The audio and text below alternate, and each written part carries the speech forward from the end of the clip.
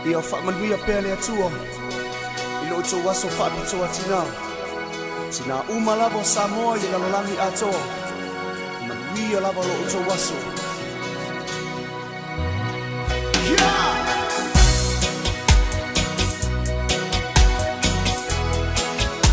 Manuia tēne nā sā tina Happy Mother's Day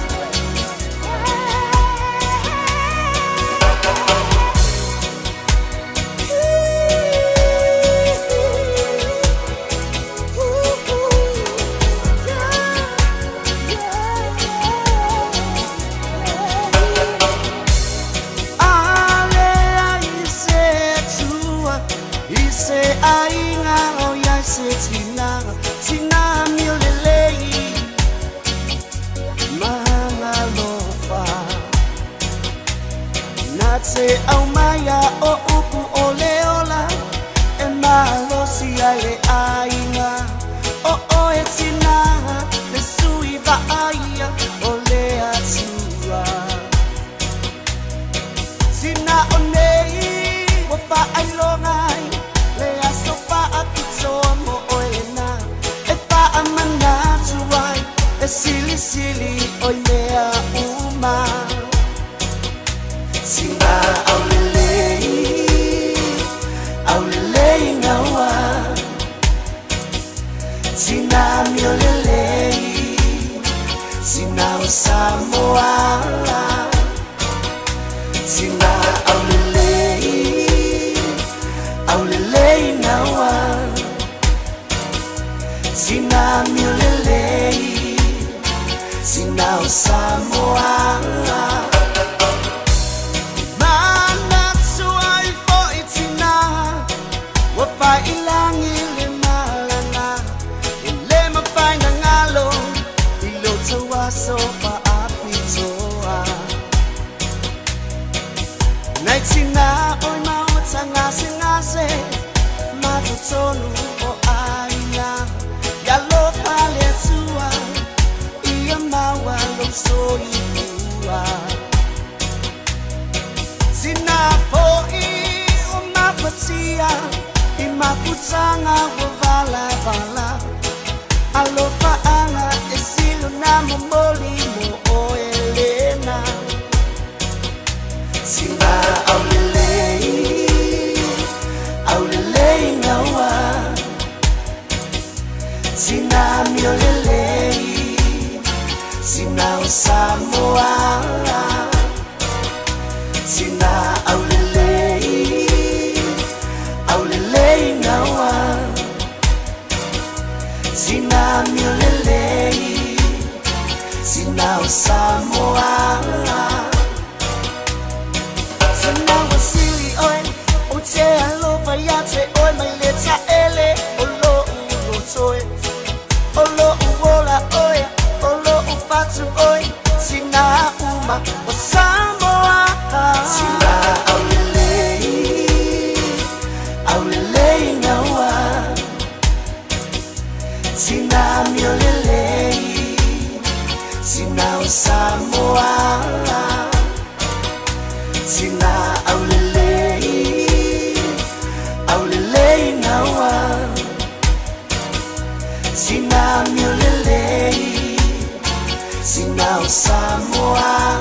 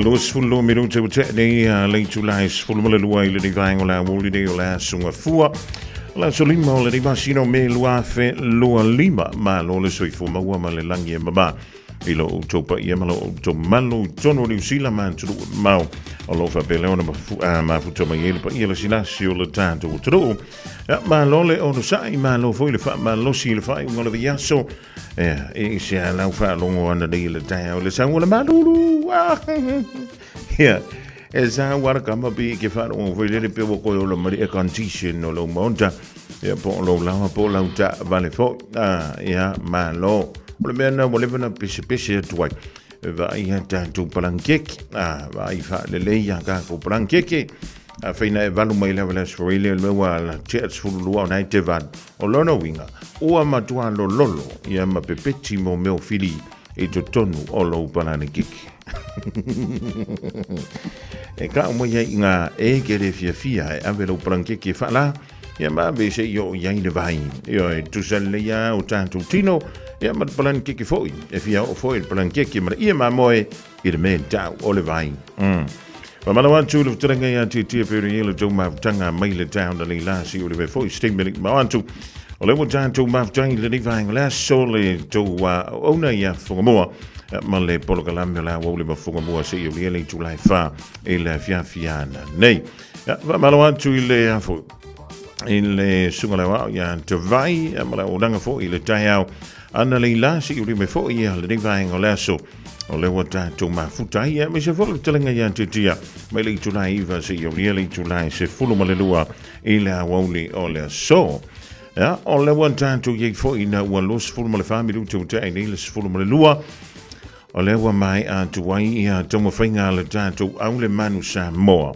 ile la ta longa sa ile la vano ya lo longa ya mala ma lo si mai i sia mani e ui ele i maruia ya tomo fainga le tanto au ya ai sa fainga tale a wala sa to saina mai ile na to sanga e o mai ile nei to sanga ya wale maruia tomo fainga no matama fana walo tanto tru sambo ina o malolo ya shamani ai tolu sul malatasi ile le ai ole au leo sa wan tu ilunga o Kenya ya masia mani o lewa fo ia tu nei ilunga ya ma o ye fu mana swinga o le tam sanga tai to fitu o le o tolu vainga o vai na yai e pe o fa ilo mai le World Rugby ile fa i ngol vai so na se ma vai today ya se ye sken onga ka ko wanga ya ku le ya te lo o na wa leva ona e tuli po la tu langa wo ye tom finga lo ma tom fanda alo tatu tulo e pe o ye tono Los Angeles i America o isi ta longa e pe ona faanga solo o lea wa mai e le ta longa i le va New Zealand ma Argentina e le tu tolu ma le tu fa ile vai ngoli ma lo i New Zealand e pe o tu tolu i New Zealand ai tolu sul ma le valu e le se fulu ma le fitu e le ta longa i le va o tai au se tan lia ya ma New Zealand Manu malo i foi New Zealand ai tolu sul maltasi il fitu a Australia. Ole talonga ole sailinga Champini. Ja po le kaple li tu paoli ole tong ia Spain. Ja malo si mai Afrika i sonte. Ja ole tu langa dai puri talonga lo ta ti mai le il ri foi vai ole holi. Ana mai la fai un ole vaso. Wow, mesa foi fai un ole vaso na e matabanta. Ita longa o le fai ngol vea so le sei vai tuni ya o te fa fita ere i maua so wa no te matamatai ita longa le fai ngol vea so ngar kasi ka longa go mo le fia na filta longa le la piriki fa le kongo i fu sianka au so le nga fieri so ngā whai e fo le Panthers ia le mako awana. Ia ai o la uia va ai mala uia mata pio ni le taito fito le tanto manu Samoa. I lana talonga ma Myanmar Siaman. Ie fola karangoa hui le ngo Siaman. Ia ai whamaile tala le ali kapiteni Siaman i le wamai al talonga le manu Samoa ma Siaman. E le o se tāpedanga whatoa whaia na while tāpedanga Siamani. O le ali o lo ave nei mawhaia o ngā ale awa Siaman. Whamai wa ova antuma le lua tausanga o lato ngā lulue. O se tasi whai o li isa i tutonu o le squad. Ale awa Spain le iai nei i tutonu o le taamrisanga a le top 12 a le HSBC 7s. A e nofo lama e silasila ma e mata manta le le i le whanga salonga o talonga le awa Spain. Ia ele ma ile awa Spain. Ia ele ngata le awa Spain o le awa Uruguay. Ia o le upa umai lalo i Portugal. Ai nofo ma e matamata iai ile au le a Spain. E ta umai iai ina o le vai o na tapena. O le lato au te to fitu. Whamai ala tala le hikta le li captain a Siaman. O lato nao mai e manu malo ele iau mai e whakemekeme kongo le malai. Sili le tangata whasalau iei, o le mafu anga wale, ni tau manu malo i le so. Ai whamai. O le kao whinga leo le polo. I lau ia matomatatu i le talo ngā le manu Samoa ma Siaman. A mauarka ko au le polo. Ai koe fua i a Siaman. O Siaman, e makua mau polo. O le winga o lentala. Maua a toko i kikia full possession i le afa mua ma le afa lo na lua. Ia le au Siaman. Maua vui le tātu au. O le defense Siaman. E le mai le defense Siaman. O le afa whelanga la asia lenga skoa pe afa pekia il polo. O le afa whenga la asia lenga sikoa. Pe afa i o lai le leile pui mai. Ia le au Siaman. Ia o le ala le tūlanga o whele si mea le o le ato o tuile tātu au. O lona winga. O le awa tātu. Ia o le koe fo i le kala whapilaka ngia fo i lele. Koe fo i drawing board.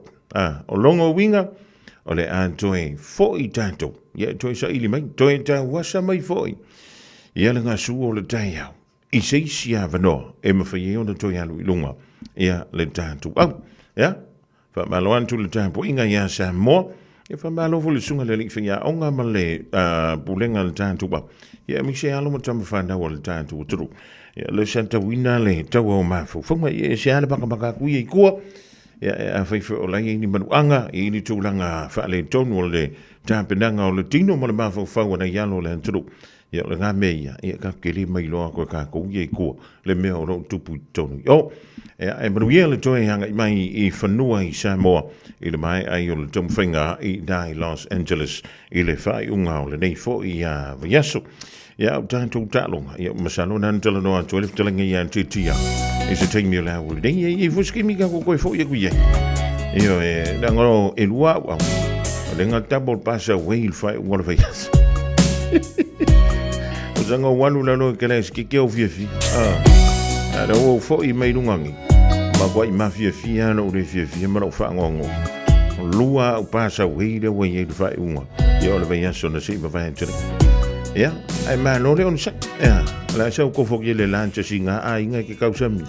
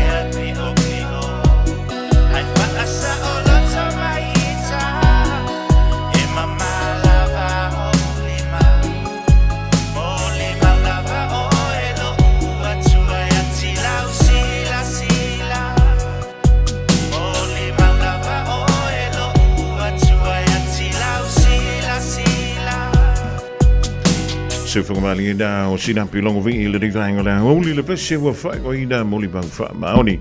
E whaatala whaantua i le whaafunganga ma le bai mo fo o le tātou utoro i le rivainga la so malo le whio le whiwai e malo fo le tawan ta i tiutu mga luenga e pei ona ngā pātia i whaatala whaantua i a whautai a mosa e mana ingalo ma tupu i dai malapone Australia Maria le sina tawai sini se lina siosi mala inga e deo vaenga ya mi se ia le talenga ia tu veve o lo ma futo mai mal tausi a me lina dai kala stete ia mal tanto ai fo ya malo ia tu le au solo ia malo fo le sila e nga luenga e pe orga panti ai le vaenga o le woli ya ai malo la vale fa malo lo si utilo ya o lewa maua umai tanto umale ma fana ya ona le lo fo le tanto tapa au sili lunga ya ai fa sili ai le fia o le tangata leo te o fital noi to inga aso fa penei e oi la nga le voila so ke le men kala ya kia ai le faise ma ku nga kala ke le men yang kala ya kia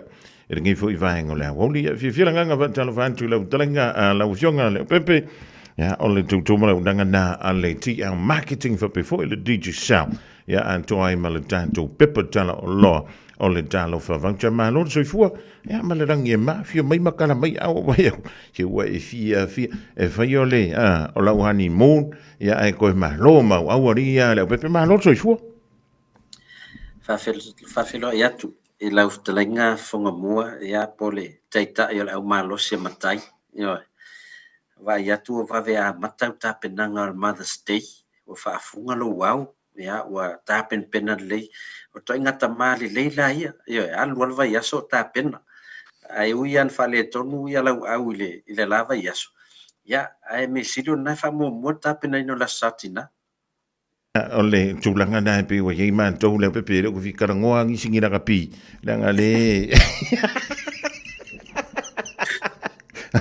ora me voi do karangoa ile au ma ko karangoa i me lua nga fo ya inga fa isa no me ele ai oi se ole man to au le pepe se wo fi el man to au ya o fo ha ia to fo ile ma le me lo fasili usole pisika ko le pepe ta pena la santida ia man to finga me lo fa na le fionga sa ori le fionga ia to ala tai le ota ia ma le tempo inga fo le lan to ya wa le nga pa ki e le fa le kongo wingor ka il va yaso ne se vai antoni e ala nga kongo le pepe aftai fonga mo onol to fia fai me alo fa fu ale awa ia sa ori wa se malia tu ai tu ma o tu estulanga fale to ya le la o to fia mata ia la woli na ta longa super rugby ta to me alo fale na fa o tu ye ya me city lo no wing ele fa ngo fia la le su nga tu ngo o awe fa wa pe o to ia male Crusader. Pe ona fisi ma lu mole o te tu. Ya na foi le ma tam fa ya tole prampis. Ya se vanga na la le Reds na wa matan se malia me foi tu. Ya I think ta mo foi la tu ta longa o lo toi o se matou plus se mo yo na na fitu. Ya ale la matou wo fiti. Se ya sia foi ya le awole tua. Ia no mauto mai ele vai asole ta alo malmon o ta longa lana ia le se tal no ia pulenga au lua ia pe fesken ka mo vuile e pe fatu tusa ia mana ia pe fatu sala no au mau kilan ia ole au kilani mona ia mana Auckland Blues ia so fina ngalo fonga mo mana ia ole me mo muan tona fa sa o lo so nga le pepe ole la to wo o se ya o i mai o to le drua ia ole me mo muana tona fa sa o le ona to wo mai le nei vai po ile ta mai telen tupe ole au nai ma lo ve so fo ya au nei ngalo ya te oi paua au ye fai mai le tua wala to fisi masan ya yo to ya ole au wala ti so fanua ya la fa po po fo ye ma te lupo wala wa fa po mal Hurricanes ya ana le plus ala le au le longa na fa ina mai fit ya yo la wo fa tuita ya wala va se bonus point to so mai ya no mai lola ia ta to yo fia tu tonu wai o le lo ta alon mon al vai asun nei te le ala la no fa yo no mato me ia tu lima ya wala fu malo lo Hurricanes lo ta al Ma na ia e fu tato. E ia ma le tūlanga foi lele o le lotu tele. O le lotu tele a ia o se me pito sili na lei. O le se uma wala au tui fiti. E o le lotu. E o le lotu foi lele la stona. Ia wala antu le malai le te mile fai il tūta longa wai kasi ar fe i or kapua i ngā fiki le o pepe. Longa winga wa koe whare. Koe mei fu o koe la. Ia ma le si mea. O la wapiko ila no la wale tua le temini. E leo koe fifa inga le tua ai uila. O tau mana, io e pau wale mea, a kou foi mai. O mai ma menga ko kina, menga ko mea ngama i fiki fa molmolea. O le wa fiti no mata li sela tu ta longa na malo e. O mata longa ta mo e mai tonu ia le lato sponsor voi le ele o wali na fel ava. O lato sponsor e te ve in wala le ava la fiti voi tonu malai tamata alu. Pe uma lela o vato ini mo morto avando i foi le ta alu. A tonu e tau fa feololo ta alo se mato au ai au na ngalo le fonga mo. Au na lolo vine matu tamala to malo si mai. Ia la ku fa malo lo sta mo tele ia ta luele se va nei pu ele la ia se si sole a tolu vai a sole fa malo lo iso. Rongo winga. Ole winga no songa ngari le pepe ole i man kulanga fa por kiki kong i fengong i karonga. O sa ngare o sono. Ai vata mata ta longa le mo na mal Highlanders. Wa umato inga metoti alla folin tam fai fa fai le mo. Ya ai le la to lo marpe ale mai fasto italian na polo car polo mascoa. Ai e malang langa to ia tamitul matu o atu e malo e lon mo ya. Malang. Yo. Fa fifi nga na mo to ya sa tapua le chiefs wana mo to le fia tal no inisi no uma to tal res fa ya len to tapua no mal mo na la so na ole me au te fifi ai na bep o uno malanga e jan tu mau kilani ya le velta longa malanga tu lo kala state nai fo fuanga fo il fai ngona be sole e ben tu lo tala le pepe ole manta ngo fio le tau lo kala state te min tau do one Uzanga makala al fai kore mlai vale le pe ya len chako kai kai tona lo mulu malulu. Ai o ifro kai ola sko nga i da be sole. Ma kwa ve vela le la sole no i kala instituto va pe sole. Ele mo mo kanga kai pipi i de li e ma yamba mai le la. Amu ia o eso de faftai a fai ona na e malanga ile lo ma vertina le a inga mata melo manda state va sontene. Ya mo te fie pe uma o stamale le. Ya stamai tam fai ia fa pali ni me uma vai alu tau sanga o e fa anu ta si utoru. Ya na wa matanta vai aso atu alo manda state au ma to mana tasi al weekend. Te si la fio ile pipi. E tolo pulo yan doi. I lo walu foi le ma ave ia le falitua foi. E walu te vai se fulu fitu se fulu walu tau sanga talu na oi si falitua ia falu te lo maftanga pe. Se fulu fitu tau sanga le fa maoni. Ja lo fai ia falu te sol ma lo walu te le onu sai. Ale le yo le level na le tu tina le ainga lungo va le ai ave le si tu re tu. Sala la me le fai. Ela amata fo lanta ofisi di mai fo ia na tina fa mai. Mai el man na yo me fonga bola fai. O kala isteti o ese atu ma kila na me telefa tai fat. Ia fonga moala o le le tulanga vo le fa bank account. Ta si bank account le o le tato. O le mea foi, e whai ai lungo o whai, ngā kua i al whai, e o ngō e pe waruwa i a sore kau kongkongi e koiska kō mea ni.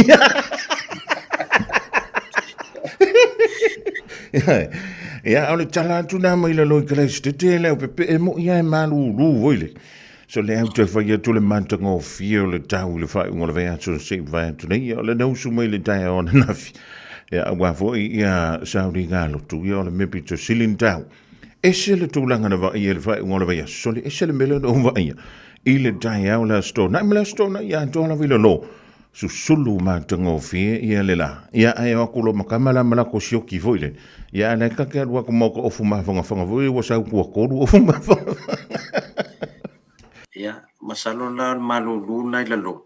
ia wa pe on na file na pe fa to ata ulangona malulu ni o kila o fa solo me le so ia o lo fo tuanga masani a vo le masina ave la uli e fa ron lo to e mai tatala ia inu le fa la au fa le o ma fan fan ia awal malulu ale tele na te e vo ma ia tama vo le a matan etu solo ile uli le anga solo ia wala o kila ni e se au tapuai ia la nei to ina mana lo ma to e lo a fa chole ia o le me ka hua le o ka ko fila e fa ia e fia fola au ke manga o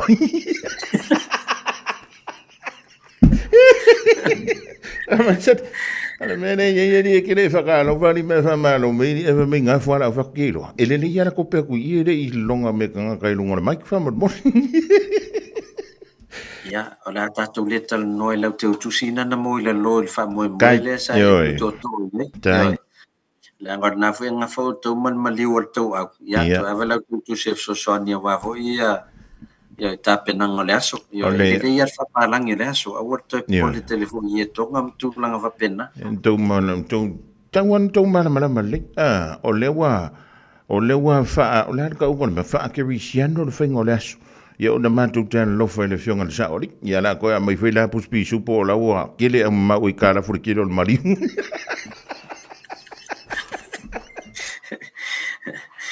ia malo o le mesili na wa to e tau man mia mai whanua le Tai. e whainga mlango Tai. ia ai o nei li poti foi e nei vai aso ia vai le tātou se i on Mother's Day las Farrelly e anai tina e tō duai o la whamanu i nei tātou S25 Ultra Ei. ia tātou te fonifona lono ingana o na na se i las Farrelly tai a whai loa tu roi lunga pokalame arei sunga lea o ia tawai ia poa tina leo la whamanu i nei ia tātou telefoni na ai pau awala i te anga wa ai tātou se i on Mother's Day e taua na e whaungaina le Click X e la fuatsa i leni ia le maua tala lau e tala on tasi ia le rated Click X la ia taimile nei ia e te lea le awala i mwhaifun te lele sa i leni maua sa mua pa le rated la fo i lau tupe on Mother's Day la fo mwhaiona la fo top up i lunga o le tātou Click X e taula na luas futa la pe sili atu ia le top up e la fo ia mo so wa no tono le tātou se il Mother's Day na ona tars fulu al pola stofi ia ona whaangata rola ia leo tātou entries ia whaatino le tātou se i le tai ao las Farrelly ia mo i lātou fo i olo mafu fau e lafo ia mea alofa o le Mother's Day ia o lesi e wal vave na ia i o le tātou tālo whadata tele whalolo i polu msawa i mwhauna lafa sao ia tālo whadata ia lifo lelo mtua i e whailan whatau ia me se foi pa fai o mafu fau nei te unga on Mother's Day ia na ta fai pa anga fale ofu i RCCK ia e Venica Brothers o le Pick and Small ia ele ngata na tele lava fo yo o supermarket i nuitu ia la fo i te watu e tono ele ngata na mo me iPhone mo ia e fo ia nei va enga va la mo wei ato o pulo ia o lava ia tele lava falolo ai se na ia lulungo tatu website pacific40.com ia mai fili ia po le ase a wala vave ia e fai ona fati no se mbalo fa mo la sautina Malo va tangi o se tūlanga mātango fina e fia ta tau whale o lola mo teli sala whaia la pepe o lo ua maua ile an tautua.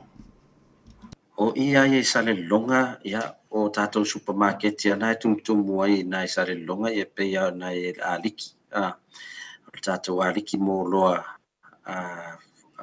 si ato ia solo i foi loa la ia tatou faloloa saina na ia na supermarket ina ia masalo lua le ia se tatou faloloa tele na tono sale longa ia na fo ia ma Frankie ia ele ngata Frankie le fa sanga i mal market ia o le faloloa fo Frankie ngal manto ia faingo fier faingo tatou fatau au no wa ia tu masalo savali a tolu sfugo tatou faloloa i savai inu tua fa tu lau tala manto nga ia te sema ia o ai faloloa na ina i fale a lupo o le supermarket on to atele ale o le faloloa o long winga o to tele tatou ile to tau malanga fu ia pia le faingo po sale longa faingo fatau Mari. o tele na mo faloloa ia to no malal fa ia fa yo nam faina ia sa o lunga tatou Pacific 40 la fo sa talo favata a fa ia lu se lau le talo favata la ma wa uma fa ta na na miel fa lo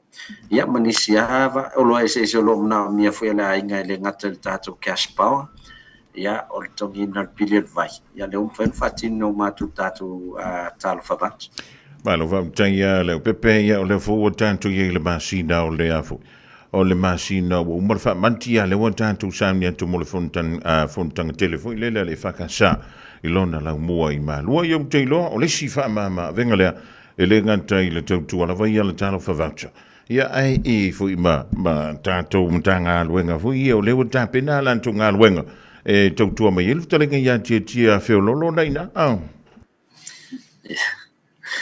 le ia te tia famai o le la o promota wana le anga vai aso le o feololo le vai aso ia fa fta weta watu langa le ia fa longo mai foi ia suyo e kalesia o lo mafau e fatino ni la to ngalwenga ya mantua e tele yo ngalwenga te tele le fakasa le ngata i malu wa al fale fofo utinale papauta sa fatino umala vele bluebird ya o le fo la mo la wa nanga na mfeno metal no ya titiel tato ofisa nei ya e tongi o mai nei to oka e ma fai fo yo nei fo sa ona o ka muta bluebird le na faya ya fale onisi fo yo o e kalesia mai e o se talia tono malua i o la to fuina le na faia ia le falitele o tina maftanga tina le pota ia ai o wa mo uma o lo fatino i le proper ia pe o disi wa fango fina le ngata le tato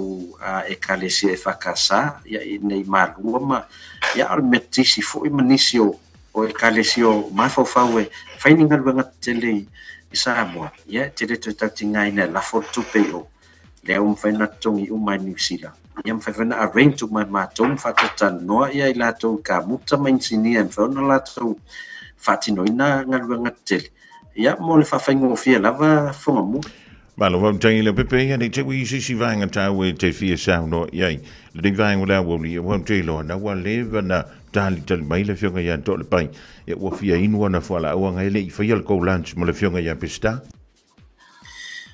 ia o tol pai le usu man nekta o o ia na singa ia song fua ia lo fanga so ia masalo lo pete wa fa tu na lo office ele lo pele o toma ma fa mal tonto le pepe ai o ei nei ia tato customers foi na femen nekta ia o sauni malanga sa mo ia uni ya ale wo mai ya fai atol la to okan ne taya ya tetia ya o tongi uma foi la to ok ya la to tala mi sili lo fa te mai na le o ya unit me malanga isa bona no ato sa al proper pik la to ok fa wa lo la to ngabanga unisi na va nga ta wo mo la to lo fo fu ngabanga fa to afa fa mo ta sanga ma di lo fa to matemni fa ta no ato manna va vetongi ia o lo mfaiona fatino tulanga na ia fa to release to o katemi to te ta no wai sa mo ia a lo ia fo il fanga pa anga mal sa mo New Zealand Finance ia mo nisio fa ta lo na mier so son ia man tua se man e foi process of finance in New Zealand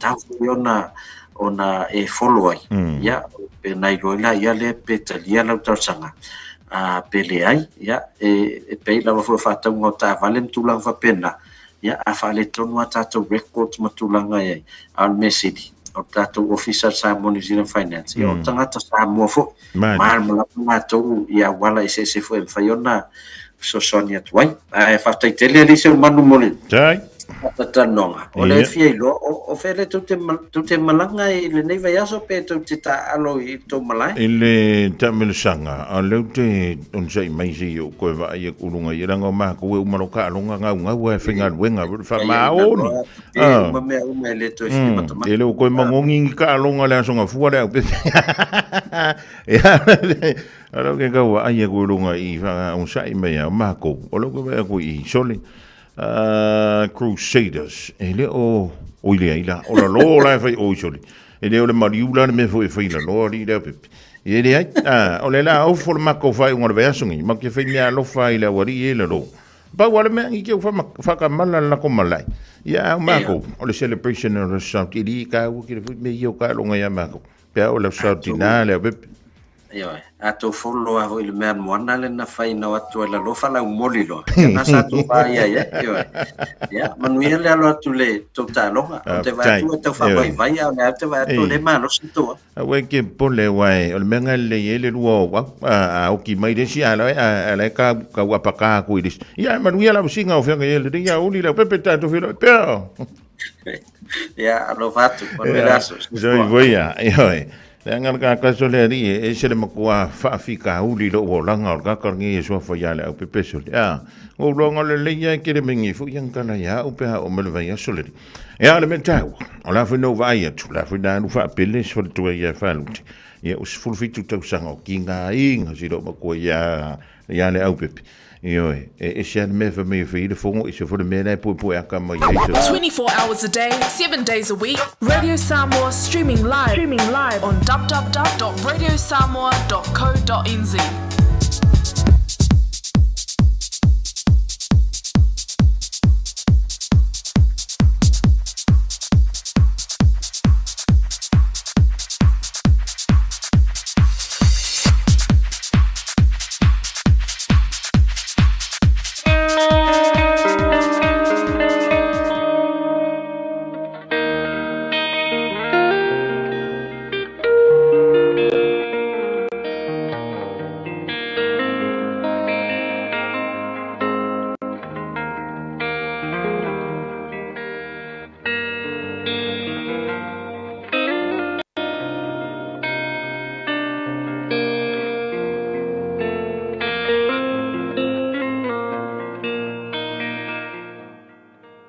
God is good all the time.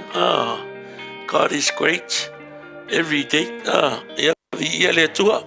Whapoponga o tātou porkalame o le rutau mo oe. Fi whai tauina la le whata o tus fuluiva. Ar whai upas fumartasi, whai mai. O le mawhau o le tangata whaangese seilo na ita. O lona vi inga fwoi lea. Ina ua le manatua lona anga le angaina. Sensible people control their temper. They earn respect by overlooking wrongs. Sensible people. Kaka yele mawhau whau. Whakongkongu lelei, lo wika. Control your anger. Learn to control your anger. Aika, o le mauar kusi, awangi e ang salai. Awa fo ina ingoto le la, o e ika pea. Awale ika umi, awale ika wha moe moe. Awale ika fo ngale, umale aso ngai, le siaso, ma le siaso. O la alawe, wai de kalale, New Living Translation. Sensible people control. O kaka ile mawhau whau. I rongo fia kaka i ringi mawhau whau. Luinga kala le leiro whangar mawhau. Umakua i alua koe ai o, aluifo ai o. Umar ka alonga wairi wha i le laufali. O uma. Ala veika. E o koe kua le changing room. Ma whafo ka paka ma ka vale. O la ala vei whari. Whaongare mawhau whau. Po lalo waka mai. Po lalo malosi. Ai leiro control o wika. E ke kau valea ia. Ai mai. They earn respect by overlooking wrongs. Mea se o le arofili maorkaka. Ai o le loko wha maangalo. O le mea ngaka ua ilu moa le atua. Mai ai loa wha kongu le leiro loko. Moro mawhawhau. Aua reika wawe. Aua reika umi. Aua reika wha moe moe. No le soafa Yesu. Wha manuia le atua i atua.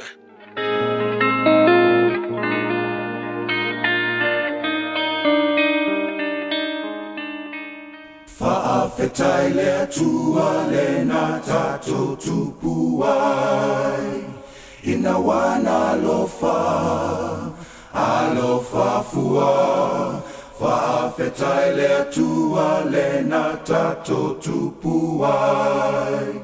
ina wana lo fafua ya te tato umane. Ya pepese, aleluya pese, aleluya fafetai. Ya pepese, aleluya pese, aleluya fafetai. Ya pepese, aleluya pese, aleluya fafetai. Aleluya fafetai.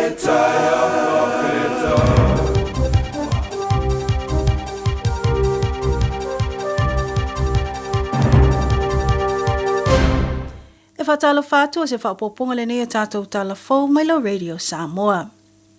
Wa whamaonia mai ele Minista o Pui ngā New Zealand po le Defence Minister Judith Collins le o atu i le 2 piliona le tupe wa whaanganga nei moni wa ale le fau po helikopa mo le au nanga i Pui ngā tai whale o le atunu o le Maritime. Ma le iwa se lau 5.7 miliona o le awhamatu o atu mo fuafuanga mga luenga whaatino o le vaenga o Pui ngā po le Defence Force a le atunu o mo le isi whātausanga. Na fasili ngia se tasio au fasala lau le tamaita i Minista ya Judith Collins. Pe ona wa aia sisi itanga mo tangata ngā lulua i lea matata i le Pui ngā o le atunu mai se leni o whaalau i loa nei. E le mawhai ona tarisa o le tamaita i Minista e paula na tala na whailoa o lea na maua lawa si itanga le au whai ngā luenga le tausanga se imai atu nei. O lo maua fo inisio la tau se leni po a launi ma benefiti i le taimianga i ai i ngā luenga po deployment. Walangona le tele o whaala putuputonga i tū mātū o le atu nuu le ungani a tangata nuu i whaitu pe o kai kohe. Mo se so soani i le whaafita uli, le se sa wha mai ai o tangata o tango fia ma wha o ngā ina le pauta whaasaina o le methamphetamine. Ma o whamtala ina le tō tele, ua peo se vai sui tangata, ma ua avea ma se vai ngai ua mo o mia i le o lau le tangata. I li poti ua whamauina, ua whaatoloina lava le numero tangata o le whaitu mātu o New Zealand, o lo o tango fia le whala au whaasaina, ma ua avea ai nei Northland ma ai po o lau mua o pauta whaasaina. Taua nisio o nanga i whaitu mātu o New Zealand e peo le te hau ora o ngā puhi, e le o lava ni ala ngā oa ma se leni e whaatino ai ngā luenga itali atu le nei whaafita uli. Ma o whaamaunia fo i whaamaumaunga mōli mau, a tele o tangata ngā lulue i lea au nanga, le matua i te le lava o awhianga o lo wa aia i ainga, ai maise lava i whana witi. O lo o whaapopo atu le nei whaafita uli, i nisi fo i mau whaafita uli o lo whetai ia i marito tele, e peo na maua. O lo fea ngai lava nisi ma whaingata o le lava o le whaasoa, o le ma le saonga le mua fale e nonofo ai, ma le whaatupula i o numero whanau tene e mai tō la iti se itulou. Ai ua whaalawi lo nei e le Resilience to Organized Crime in Communities a le malo, nisi ala tau po kalami wa amata whaatino e tali atu le whaatupula ia o numero tangata a fia ile nei mata upu, e peo na ave le whaamamafa i tupulanga talavou. Ua whaamauina fo i le wala awane o nisi o taitai o lea i tū o le atunu, e mo mia le vave sa ili o se fofo, ai ua tali fo i le li Minista o le soifua maloloino le mawhauwhau po le Mental Health Minister ia Matt Dossey, e ono fisosoni tele le tu uatu le se leni o lo o maua mai le Crime Fund, e tau mawhai e whaatino ai ngā luenga whai, mo le tali atu i le maua lungo le numero tangata a fia i whala au whasaina. Inisa tala o whamauina nei si li poti fau le mtanga luenga o a onga. Le maua lunga le numero whana wa onga i New Zealand nei, wanga i atu nu i fafo le maa ai o lato wa onga i kolisi maulunga. Ma o le to telo ni whana wa onga i lato o lo whamauina, e maua ai o lato tau mawhainga matulanga i au sia isu enga le NCEA. I whamaumonga le mtanga luenga o lo ta uai, i le tau sanga lua o lua tolu o le ono pasene o i lato na upito i maua lunga ma le lei le NCEA, na malanga e se atu ma le atu no i le lua o lua wha. O se pasene ma se numera tele lea, whatustu sa atu i whamaumonga o le se fulu lima tau sanga taluai. E ui ele i manino mai le au whainga tonu o whanau ua resitala i Universite i Fafo, ai ua tali tonu mtanga luenga, o le toa tele ua ngai mo nisio a o onga ma walulunga i atunu i Fafo, ai mai se lava i tutono au Setalia ma Amerika. Ta ue nisio whaia aonga ma mātua ua tele ina lilifa manatu o le toa tele o whanau i le mao ae, malele lei o awa noa whaale o aonga e maua atu i atunu i Fafo na i lo New Zealand nei. Ma o whaali ai fo i la popo lenga nisio mātua ma whaia aonga, i le ono pa uma wala lo ai o le whaatuatuanga i Universite o le atunu, Mai uai o na ave ma whaafita o li tū mau. O le anga I ese ma le tō ese ai o le telo whanau e iai anga waa, tā leni ma le tō mai ma New Zealand nei. I tala mulmuli o whamonia mai e leo lo tau sa ilia nei se a li ina alusa na sa valinga I le Milford Sound il whai ungol vai aso na te nei. Ta oe reporti na fuafua e toe fo I ane lea li I le Mesa Peak I le aso sa. Peitai e umalelei le aso sa ele I o ane lava o ia. Ma o whaasolo ai nei la so enga ma le ngaluenga tau sa ilia leo ma I lato o fisoswani mua mo le nei a lii. E o mai le teime tu whaata si ai tala fau ele I maua lava se tala lata mai e tu sai ma lea ngaluenga. Mo tātou tala fau nā mai lo Radio Samoa whaaftai whaafonga mai, saifua mai manuia. Malo soifua, o le siafufonga Samoa, Radio Samoa, tasilima I vatolu a mo, se kia Radio Samoa.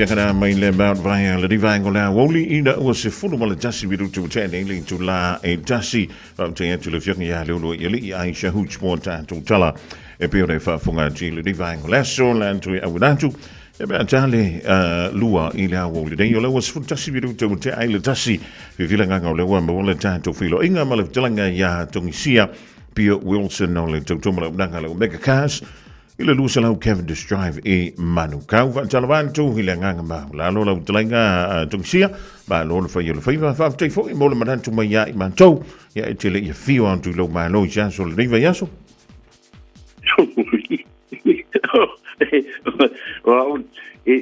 ele esse malo te dia ia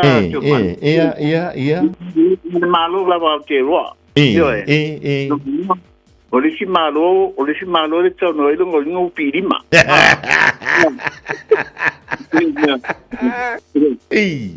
No pari ai foi que o café o ngala le mor ma kwa no ko pata la va piti. No winga wika fa mo argo inga mo ya le ka mai ka. Kalo fai, soli. Ya longo winga la.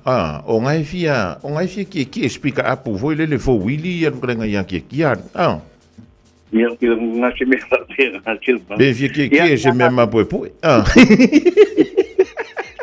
ada nang ke firma nang pa tai pa talo pa tu ela sunga li pa salam. Ai. Ai, puto tai fo ta tu po kala me respongo mua. A fa malo se fu pa malo sine eso a se manu ia ke longa lava. Ia le binga lava ta lava na fa po ia te ele ni fo tu e mole ni la. Ia me se lava ta uma tanga ai. Ala le fasalong fa bisis. Ia fa tai molo matom no ni tu lau le ulia se o manu. Io o le wa uva ia le sulu mantango fia me ave o le la. O le manu nu le we au kilang. Son le kai lo fo le manu lu le loi le motu i saute New Zealand so le. Sa o so le ni ba be. Na o so le manu lu le so le. O lo ilo ani, lo ilo le manu lu le va be. O fa pe wi le ko fa. Ia, menale e tu lo sa mo. Men mama se matong fio de poder mo totas porque la gonga yo te tino la toya ya me na tu me fila lungi la toya de o wa makanga ka kingo solo ka mano ele yo le santina ele le ya le fai ma yo preview nga he mo kingo e sa o de pc foi le e ku wa ngi mo si di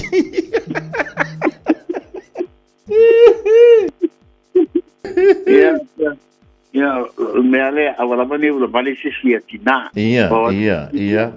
Na tung siel malu ta mal ta tu atnu. Awala mani fi fali si ulo mani sisi tina ole ainga. Ya. Ya, talo fai. E primeiro o ni vai ta. Ya.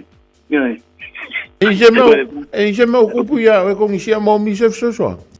Que fait que le bave la vie.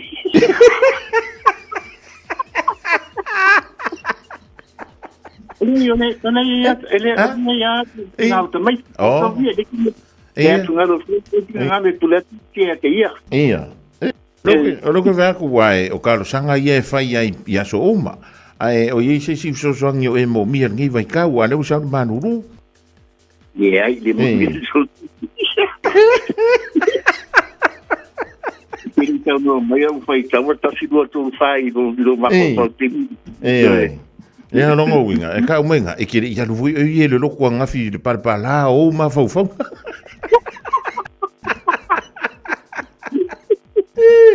E gero, wale ma venga le dice mia, le nga o ke faro ngo. O nga ene fie ya con si ya o ka o penga o nga ene fie ki.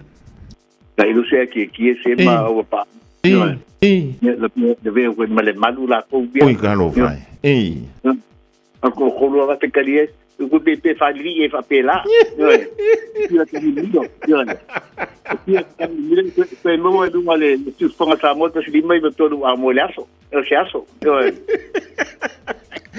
Ya lele ya tino ya le solo te mano o la mako ai yuri aku ya o le bongi nga ko ngi sia malalangi ako ya emanuia lo walo fai tai ya se manul manatu mai ya le nganga na man fatai ela sunga foi malo manto no fatai ko le ale si stonga sa moto se lima e todo amo ia mo mato no ile aso mele aso ia fatalo fatula fafo anga sa mo po fe la veli tu fa ni ke lo pelo e au mawai mai se idi malo ai wasil mana yo ainga si dum lai mabio fa na us mai mabio fa ka desia ia mato ti fatalo fatia ti oi sa mo io i lava tonu tato lau fanua i sa mo te tonu Aotearoa pa malo se fu mabia pa malo ta watai ale nei tu la ia ona ole vai aso fa pito mo o la sal tina fa manatu wai la so tina pa ta wai nai ele ya fo ile ole ainga fa ta wai fo ile e pai male auli o le fa penga ia o ia fo ia ta tu tina yo e ia tu langa la to ia ta pena tu ai pe o ta fa sa longo le mai aso tu na ia tu a se manu yo e la vo con si le lima se la tala e fa popo mal lu se la tala pe que save na fa la to ia le tina ka fa ta so sa ile me ka ai isi me ka to refer fee o ta refer fee ai o na ia na pa pito a penga na lo fa to ia le a so tina ia penga na lo fa e lima se la tala cash ia pe lu se la tala fo ile pe que save belta ai a pa pele mana fo le belta ia me fa foi na ma tu lu se la ia bole tu se la wi pa ile a fo i fo fanga tina wala so fa pito mo la sala sa nei ia ni situlanga tu tatu fata vale amata mai tatu loli o tatu Toyota Dino so to Nissan Atlas o tatu ia pasalonga masania tai lo te papa mo te yono pa e tina ni foi sta vale foi e ta sile fali i foi tapo cap e due fallo il ta vale ia tina ni fa solo mai tatu van tatu family vans commercial vans e tatu mini vans ia lo mo to no tanto lo to pe a fa pe to tele ainga ke nani a fa pe mana bi SUV e tanto SUV la pole nei tanto SUV a lo mi terminei o tanto CX9 CX8 o tanto Toyota Highlander tanto SUV la po ai ta vale ia la Toyota SUV e a fo e mente a fo e tu mau la vale le value ta vale yo e anu ta vale ang le ang ta vale a fo e umi fo ina fo nga ta vale SUV la po ai e pitu no fo tanto fa solo me tanto piki apu Toyota Hilux o le Ford Rangers o le Mitsubishi Triton o le ise tanto Nissan Navara o le Versace PT50 ai tanto ta vale tanto piki apu tanto mai le so a ta e po le so dulu fa solo me tanto SUV Fiorolo ya ta vale la Iti ya sport cars multiplanga ta bo hybrid car ta vale tisilo kelna volto no tanto lo toa the lead trade-in and find a matu le for the casual trade-in we do out and 5 point a mile the trade-in a mile tawul ta vale yo ni situ langa tipi mamla mai Metro Finance me na mana tu le ai la ta to lu to sang ma to te ba ai lo sa the service no la ta vale por maintaining le the value o la ta vale mo le to lu to sang o le lista la no la ta vale to lu to sang ele situ tongi do fo ile pasi no la ta vale por le one fitness ya ele situ tongi mo le to lu to sanga ni situ langa te fima na mai su mai mata la mai au ile lucia lau Kemeny Drive nge papa tu po manu kau a te nei foi me pena para al mata to landline ole o iva lua fit lima balu te silua o iva lua fit lima balu te silua ya la te pon fa vea o lo tasi pa tuono lima pa tasi o lo tasi pa tuono lima batas man mi tele la matanga le bani va fo samo man famiglia le tue fai valo lima manu amo te nei ya pa to fa so foi te lo so a manu so fu mai e maria so fai ya tungi si api Wilson no le tutomo langa alo mega kasi dai le lo se lau Cavendish Drive e manukau so le nei so sa il le vai so mi se la vala sa biantu more so sa otina Tasilima ifatolu amo Radio Samoa. Lewa los full minuti o tai le tu line tasimo ainga uma ya o amiele tu se tasi pele loto manganga. Ile vai ngole vai yaso na se ma vai tu dai ya pola matanga le dai fo yaso pa yantu pa ifo pa yane. Ya lona alfa ma fa dai loto nganga ya antoi ma fo fa.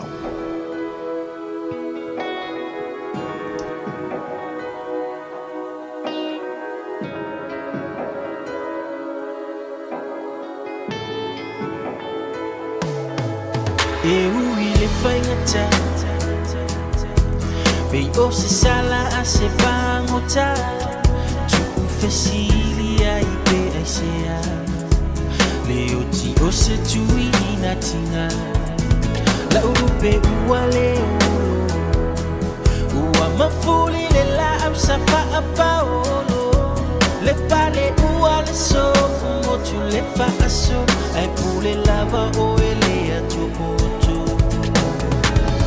lo wali isi elo fa mai o vai vai fiu e fava senga o ne tinga o ya ua mo tu le sa taula ya yo le va ai atua o na le de ipu o wai mai mau pe ana ma fai na toe liu le tai lo le ma lau kitara se yo toe fa lo ngota si ui I le te lo ua e fai pese ai le lani ai o no lo mi se o oi e mafu ai lo tani fa a feta I manu ia le nei ua o sapai I le tale ni sa e fina ua o sapi ma ui le a ai o anganga sofa o e manu ia lau malanga e ui le fai ta ui le fai be o se sala a se pangota tu fesili ai pe ai se ai me o se tui na tinga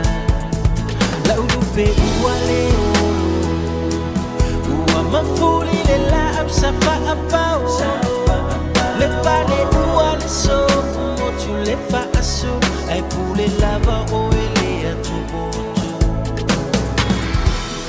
io tie o filo tui tu ua mau fe elo manu manu ase awe ave ai le safari ma uo esa mawai le fia fia ilo unei le safatani ya weba ma ipo tinga lava lo le ama ai le manolo awa ya fafanga ipo mafotuama tama wa omisia le ta wa mafutama ai famanga lua isho vai vai sifati wa sala tafi malala malanga mawa sono foa imana tua pea we italo sama silonga ua se ko fau ke no sa fa ki e kau e o sanga le ku vai fai la ku yama fa senga ku la u foi pule fai ko kasi at sit esi ora wilo ai fale u koru fu e mari ko si ala ko se fai me ka la le bali o lang o e mo le u le sa o mango ma fu ali ma u fango ele ai ku vasa rangi ai fingao me wa e la u fa ka kaima o ponsa foi no nganu o le musi au la mepa karo fai ka mafukanga wa o mangua o mala o sauki ai o paongo mafare kala kala yo mafakianga o muku vangu mala o le la ai le makuro I maka o mo lingi o langa peanga mafai unga koe a maka mai maru e peanga o se aka ai se koe kila I le amakanga ka fia koe kilo a kusi o pau au fai pase o langa kala ikere ai wa o fisiki so o a bese ai o I maka fa magalo la u kala ele o peke ka se kala o ki ma o fo wanga sa ka wairo ne yo langa o la ka le ni ma u ga ruenga ki fa su mala malapa yo mo se ro a ke piko ko ka o ki ala me fai malo ai sa u be si a o si a fa ma be a ma o e ui le fai ngata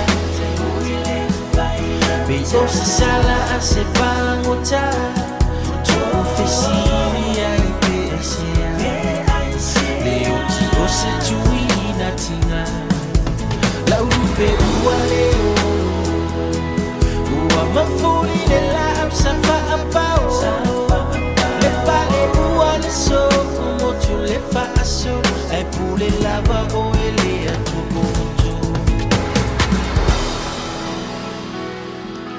So from Mali now, the Natural Brothers, si le divine ola, woli la o lupe ua le olo. Taina fa tole mo ainga o malavolo fenga yai polo fitia I le apongi sa o na o le malanga le bli oti. Le ni fo I masina lona lima o sanga le masino me lua filo lima fa tala fa toi nai sini ele ba to mai ia yane to lo fa I male ainga ele ngate leo to pai. Ja, male ainga fo I pira in eliko vai ra nui dai Western Park Village I dai wai takere. Pira, wai ngō whala au, kusalea au lo male spidale I Adelaide, Peter Stowers. Yo, masano la wai tutonu taimine, yo pef tala mai 12 verse 4. Dala tu ia ki si masi pito va tu lima. Ja, before ia va liko yes tu solo. Ja, mo tu male ma futo mi le vai ngola wo le tu tu fa wo le radio Samoa tasi lima. Eva tolu a mo. Ele le sona ta wo mo mo le va le sa the same va today. O le va le sa wa tu tu ele ti la wa. Ja, wa le la va fu ia va le fu le o le ile da tu mo le tai. Ja na bara we lo le upa e tu sa we ile faltan ma lo nga ile fu. Ile ma va le. Ja, e ka mua kula le ka avali. Fa lu nga vidi e kurgaka. O la ka ko pe an ka pe nga ola a ko voidi. E o wa ka ni na va nga kai. Ye wila, o la ka kurkuli le va al content ai le no ile dai o le sa. E ka mua kula le ka avali. Tole malo vai nga ku ngara ka avali. Tole ole makua makua ko inga parang ide lu ku makio. Ya. Na u fai hatu le. Tole ma lori. Ya fa ma lo margak. Ya lu lo mal makavan. Ko nga kama foi le mo mi milo e mo muli e mo sai. Kama foi le pa ngoro ka uru foko a fa mai savi. Alula ia le mantava. Ala usiri mo e le koi. O fa chole. E que iri ka yari. E fa mai. Pole fa uri ka. La me foi nge kimio le va via. E fa me lang kala ia. Vai. E la me ko kia le fa. Fa. Ona no me kia nga fa. Le lope kusama me ko kia la ka maleo DJ no mani. Le sunga ya liki. Ya le ni fo mai o skula ki nai o tara. Fa kula la me kia. E fa me lang kala ia. Mo le va ngori kai.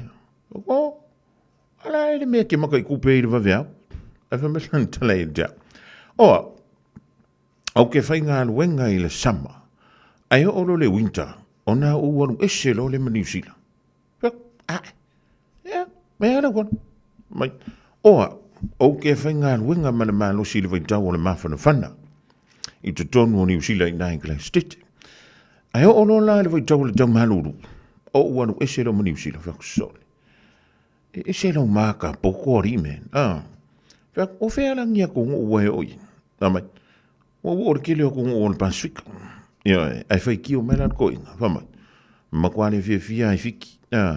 Ki rei lor ko inga polane me nga kupu yanga ye pere i saong yanga pepa inga ai fiki. O fai ki o mai fo le tunu o fiti. O kero. Ka unga ya lu Samoa. O ke fai ya ko kero wa ko i Samoa nga o ia i ma o i Samoa foi le. Pe ai lu Samoa le la le lei o Samoa. E a famar komano. E o loku ka wanu i oi ia ko ngu foi fa me o foi me Afrika. Foi mai oi Vietnam i kelo isi mangua ko. O fa kero. Maka okia. Se ia wanu wako rai rungai au kira. Ia ngā whaile o sa ukala foi le vaenga. I le vaenga lea ua.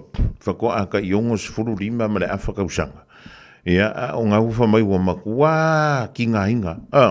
E pila o ia ko inga le ia sa le utongi poa. Le mafuta mai nai fea. Niwa manta. Wai niwa manta. Ngai Wellington. Ma go filo. Orgaka. So le. E sa o kala foile. E fa makua ngaka. Ai sa o i fo i disikana. Orgaka. E makua foia. Ma lei foia maranga pelo so. E tano fan tuai. E le tringa ya sa le uko. Ya ma lo le soi fu maruia ma le langi ma. Fa kai kile a mo le mafka. E o ia foi le lenga Fa ma e sola e kia i mako. Ya o se ku ma se anga ngai i fa i wai niu ma tama le la mo e Wellington. Jana van tuina i Canberra Australia le ma to mai testiva. Ale wingol kan. A fai ua eli tai. A fai o nei e lavalo malos. Wa ka ngai fa ka ia le mer ko inga. O sanga lue mo singa ongo ma singa le siongo ma singa alue ka fa o fia ka usanga o e tautua fia ma singa o e malu ruinga o afia ia e te faia ie o e lavaia singa luenga le mo o e lavaia oi e le o se me foi le ka o se fa pico po se mangaku fa South City ai ese le mana i o le talanto inale. Ya ko muli me malang kala e ma fa ko fa i lo me vale. Fa mai. E hala ngo fa ya. O ngo o le sko do le sfanga o ai kire o king o fa kusalia na o kua malau kamale le o ifo o lau kamale le se umaka o kuringo o le Casa Beds and Appliances o le tali o mana onga I o loa whaatotonga ilo mauta ini tau le lei toe anangata e mawai moenga ngao si tutono New Zealand wha pese tino fōa le potumalo lo lau ai manofoa TV la au pese usa aisa masini ta lava telefoni fe aveai maisi a fiu ane loa I le whawhituwha Great North Road o tau po le tolo fituiva Great North Road I Henderson le Casa Beds and Appliances telefoni ovalu selau lua 555 ovalu selau lua 555 E toa tele whawhine e a mio le nei la tō. A oe, ua whasilisili oe a I la tō uma. Le whāna oe, ua latsa mai le aso whapito o tina. O le aso mea lofa mo lo tina. E le aini upo e whaananu ai le alofa o le tina.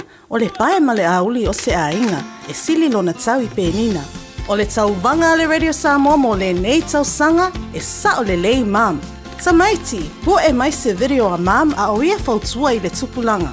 Ia 2 minute le umi ona lafo mai lea I le radiosamoa.co.nz/mama. O le a whaia le se I le aso iwa o me I le afo le sfulua. O le a maua ese mea lofa fatsa o waa mo le tina o le a inga. E tatala nei loa le avanoa, awa e te fatsu ai. Ia manu ia tele le aso sa o tina uma o le lalolangi.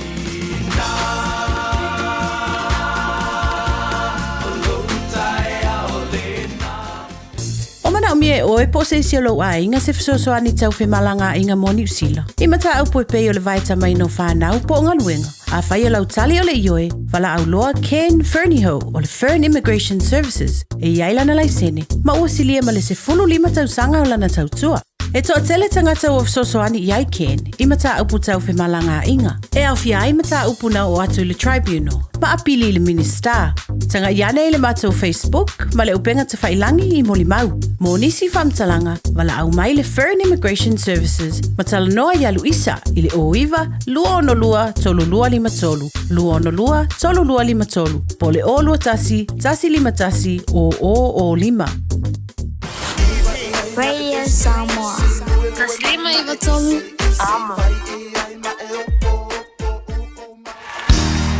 Bread of life sent down from glory.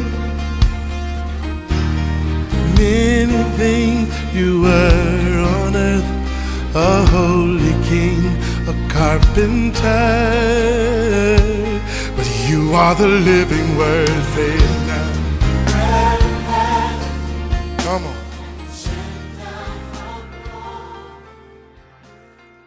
Mai le tātou por kalame o le a reto le ola I le nefo yaso o te fia whawhiloa I tātou tunuu I le suafa manamalo tātou le I whaola o Yesu malo so I fua manuia. O le momuar Samuel was fulfiti o whai upe tolu whamal tolu lima e whapea sa leo lau au auna I ma moea lona tamao tala lea tāvita. O nā luatu leo le leona ma le urosa ua ave le tamai ma moe na I le lafu. Ona o tuli loa lea ia te ia, ma o fasi ia te ia, ma sengi mai le māmoe I le ngutu. O le upula mo o e laso le nei whapea, whaamaoni I le nofoanga, le nā e te iai. Wai loa le principal sili lea na tāua, e le tuspaia, e whaina sau no ai e su whai mai. Se whaamaoni mea iti, o te tōwhia, e pule I mea e tele. E tele tangata e mo o I mene I o nofoa sili, o nofoa I longa, o mea fo I o le si itia, ma o e move I le si level, si itia I tūlanga maualunga. Peitai, aiva ai I le tua, always lava o le tua, e a mata mai ana mea I nofoanga po mea whaingofi, o ina always lava e a mata I le tua. E le mawhai, ona move I le level 2, ona e move I le level 2, pe a whai e ke le pasi I le level 1. So simple a wala le tua. E le mawhainga e me I le siskep, se ilonga. E ke whai a wha le le skepu le ke iai, kwa e me I le iai. Pate te inga peo lau auna leo tāvita. Tāvita o le tupu sili ona lau I loa ma matautia I Israel. Ai o le tupu ngai wa ai iai na a mata mai I se no foanga whaatau waa. Na tu ele tua o se tamai titi leo ma moi o se ngaluenga sili lea ona whaatauwaa I ngā luenga I te tonu anu uia. Ai na koleni mai ai nai le tua lona whaamaoni. Le leo ino mā moe, e mai si mea mā nei na o tāwita. I le teimi nga ngofo ai le pā mā moe. E le ngata na o ina le leo ino mā moe. Ai na o ina ai lona whaonga ino le maata. Wai lo le maaka le ngā pinga I ka wika koriaka. Ngā o I keimi o leo mā moe ai. E le ngata I leo le si mea, o le mea fo I leo le tā ina o le mea fo I le se fulu o na mānoa, a le hap, le sa tāwita. Ngā o fo I le keimi ngā leo mā moe ai.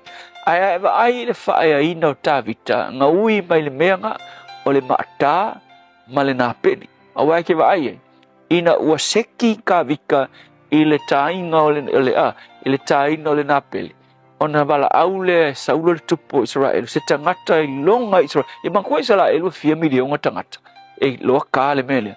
Ai te longa piki mai tāwita, o tāwita e makua siam pingi ma profesa langa ka I le mele a fe nga o mai ai na o mai le pa ma moe me fa tau va ai nga ngofo ma o ile ngata ye le si me o le mata wai lo le mata le nga pingi ka vika ya saulo o ia fo koliata nga bili wal manga o le mata e kai pe o le fanga me ia tato o se me kau pisi me vo le e ula I tanga o nga mangulele pe o le mata ia nga whaonga tā wika e pingi e fwoi koliata alfe siri o whenga train mai ai ma o mai na o mai fwoi a o nofo I le mea sili ona whaatau wa wa ilo ala le lui mo le maata le nga pingi e ka wika ia le ulosa ma le lionga tuli pingi ia o le maata lava le nga o mai le pa ma moe nga ia fasia I koriata le nga mafuai o nga whaaya ina tā wita mai whela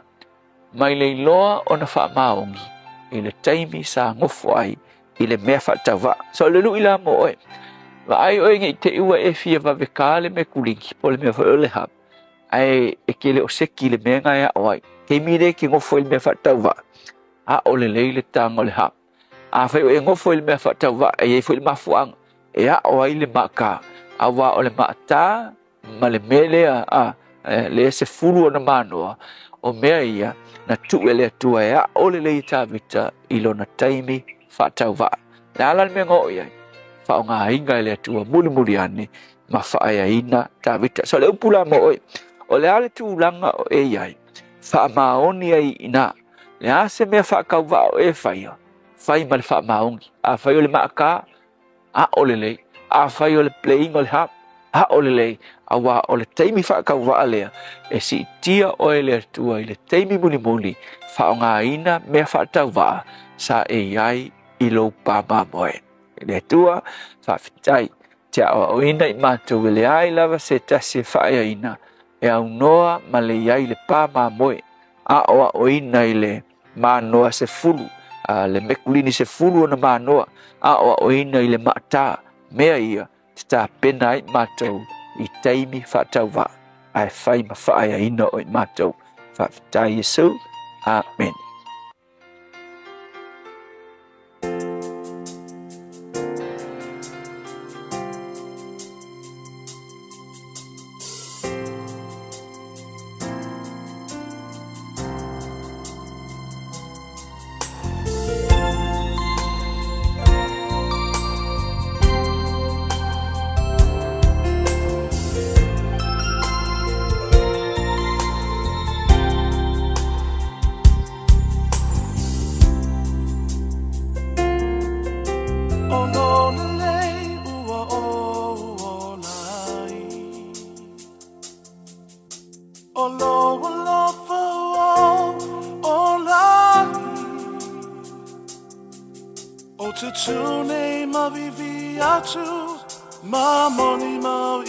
Mamadu, Hawa,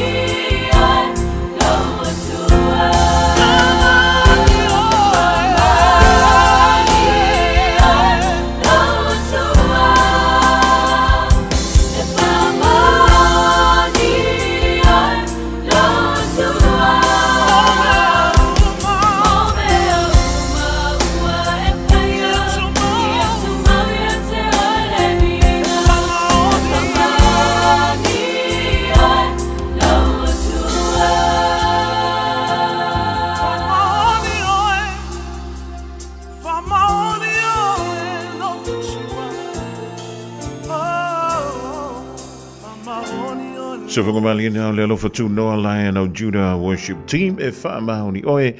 O le vinga le joe tūlungan tuile polkalamena o le Irene to le ola whunga da tumatapereina le sunga le whaiwhi au.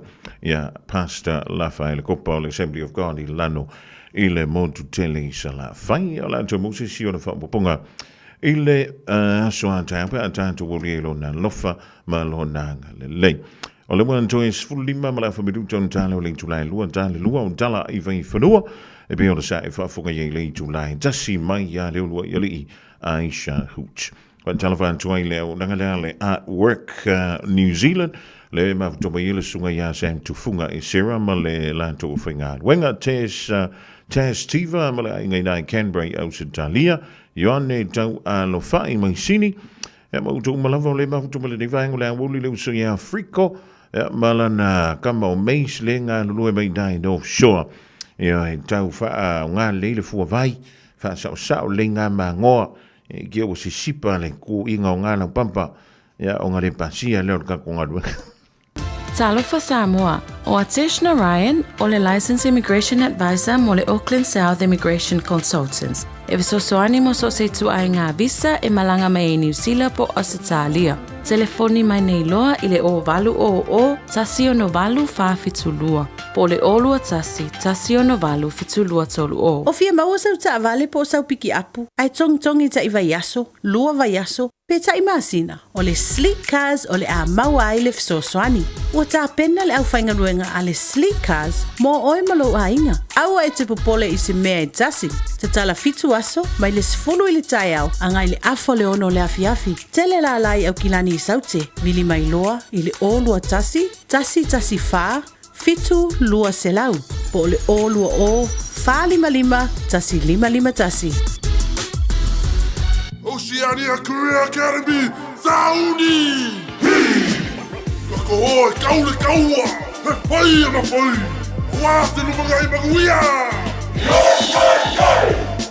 A whaia sa ili se la asanga fau mo e, a waloa te no whai, o le OCA e a tawina ai o e imtata e sese, maua visenga fau fale, vali fale, palasa, male soifua malolo ina. O le nei avanoa e anga wa aitanga tano fo mau masiti seni New Zealand o loo halala I au kilani. Le sitala nei loa I le OCA, I le go.oca.nz/apply, po le vili mai I le o varselau ono lua lua valo fitu tasi. O varselau ono lua lua valo fitu tasi.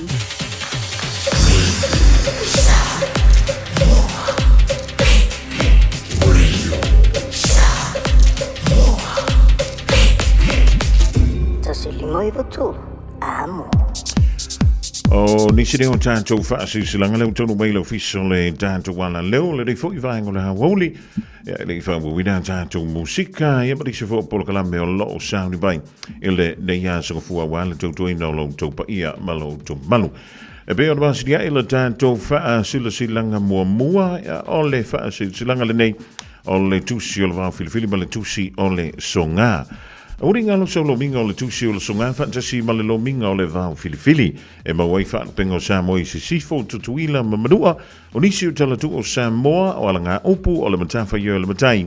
I le whinga o whale walawe pe o whai poi ponga ma liu le o si o singa o ainga fe sila whainga o Paulo o si I whaaloalo whaalangingo e kale sia ma le tele o le ngangana o whaalolonga.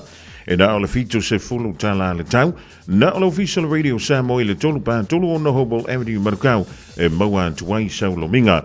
Morisi whaam talanga wala mai le tātou ofisa I taimi whainga luenga I le lua o no lua, tasi lima I watolu lua o no lua, tasi lima I watolu. Pe tunga iane I le shopradio.samoa.co.nz, shopradio.samoa.co.nz e whaima yaisau o ka whaafetai. Alicia tātou whaasilsilanga mole a inga sa lua whau. Ma taute whaatulu wantu iau mamalu maupa ia whaalupeina sa moa. Mai le amatanga e o lava I le ngā taanga tulau na lava. Ai whaasin tonu le nei whaasilalonga I alo matama whanau. Mai se paolo mga whai malu aisi o mātou ainga sa lua whau I le pitonu o maa tāwhito I māngiangi. O le a le whaatonu wina le tātou whaamoi I le whaiunga o le nei masina ia po le masino a perila a o lea o le a whaatau ina lava ia le tātou wha moe e pei o na whai unga whanoina I le aso tolu sfun maletasi o le masino me lua a whelua lima e whaiele I le mauta o le teitei whono I le se fulu wha pe Salo Place I Ontara I le awatele male wha aloalo wha taielo sainia e le teitei whono male laulau a le a inga sa lua whau I au kilani I ni usila nei.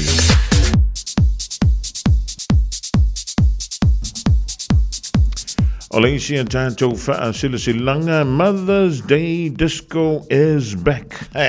Maga o kia. Siva Disco tele o leo Sautira. E wala o lia umati nām tau mitai o Samoa I le fia e whaamarantua I le aso Sautira. E maua I fo I le avroa e whai ailo tui o le fulu ia masiaki o lauso I fuma lolo ina. Motina uma e le aise totongi.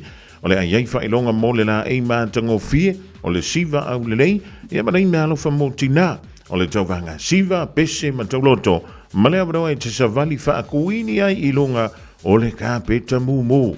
Pāwa le mea, wa I po whaisau insuangi ke wai sulu. A fifio mai tātou si siva, ma fia I le aso, o le aso tofi nei, ia le aso vanu leo le masino me, mai le tulai se fulu le taiao, anga I le tasi le hawauli. E whaiele I nai le Te Matariki Clendon Community Hall I Manurewa. Tua tusi leo le se fulufitu Palmers Road I Clendon I Manurewa. Morisi whaamtalanga whafso tai telefoni o le olua lua ono valufitu I wa wha o lua. Olua lua ono valufitu I wa wha o lua. Whaamtetele o lo sinia e sao antulangi o le tangaloa peni nei whapo le whaantun sili o le Whale la Langa Limited.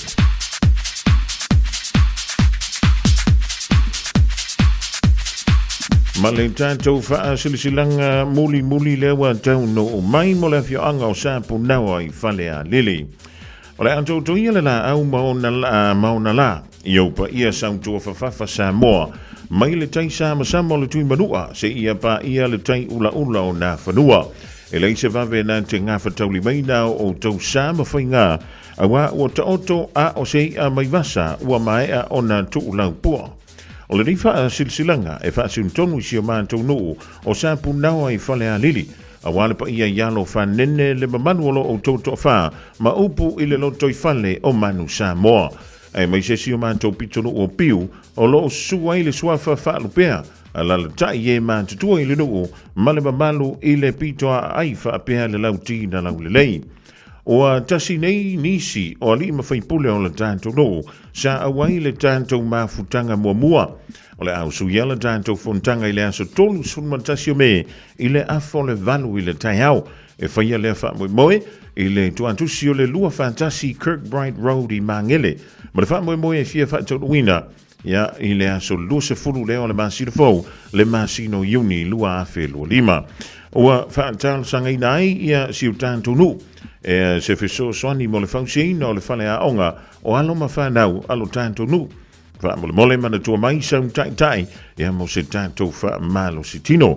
Monisi wha mtalanga wha apso te yane i le numera o le olu tasi ono tolu ono wha valuiva olu tasi ono tolu ono wha valuiva wha aptai o lo se nia e li ma whaipule o le tātou o fianga o sāpu nawa i whale a lili. O ni sinau tātou wha silsilanga leo tonu mai le ofisa o le Radio Samoa le rifo ia woli o le aso a fua i na uto e fitu le minute o Natalia o le tula e tas nui lua.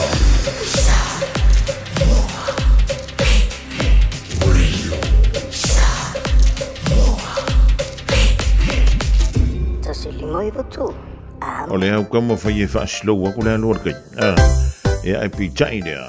Ua sawa antu le taimi. Nei lo tātou.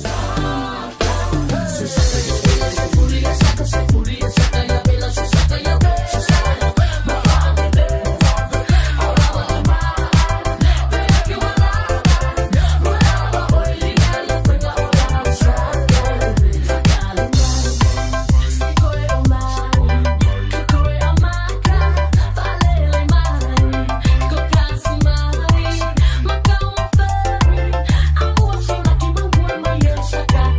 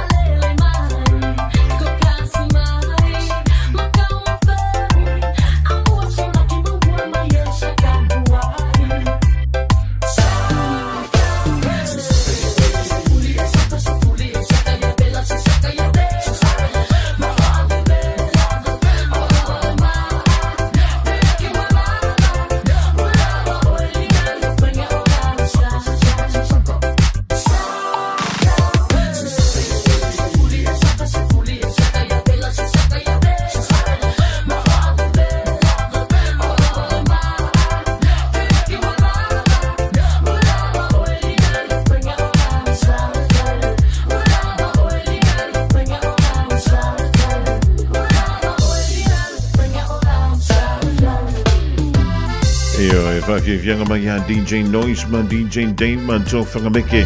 Rivaengo la uli o whanga ila turu ma ngā luenga tuta ma whaivano filima. O le tali la le tō whai a tu veve ma le tō si a me lina ma si o lan tu wainga i Glastic. O le pa o le lu au sa moa. Ka ma vui lele o le pe pe. Ngā ka kau iei ko kongu. E whaonga ila ka wanga ma le mea ka orakanga. Io ia malaka amura. Io e nga kai ai lo. Io nga o kai nga usau ma be fi ka usami. Ai a ole fu sa me ai ngi yo. E ko ma fo de ko nga ia nga. E de ko ma fu kai o ngangi. Au sarara warara wa koyao. Au sarara warara wa koyao. Masa esa e masese. Green Jake. Masese, masese, masese. DJ Lino. Masa esa e masese. Masese, masese, masese. Masa esa e masese.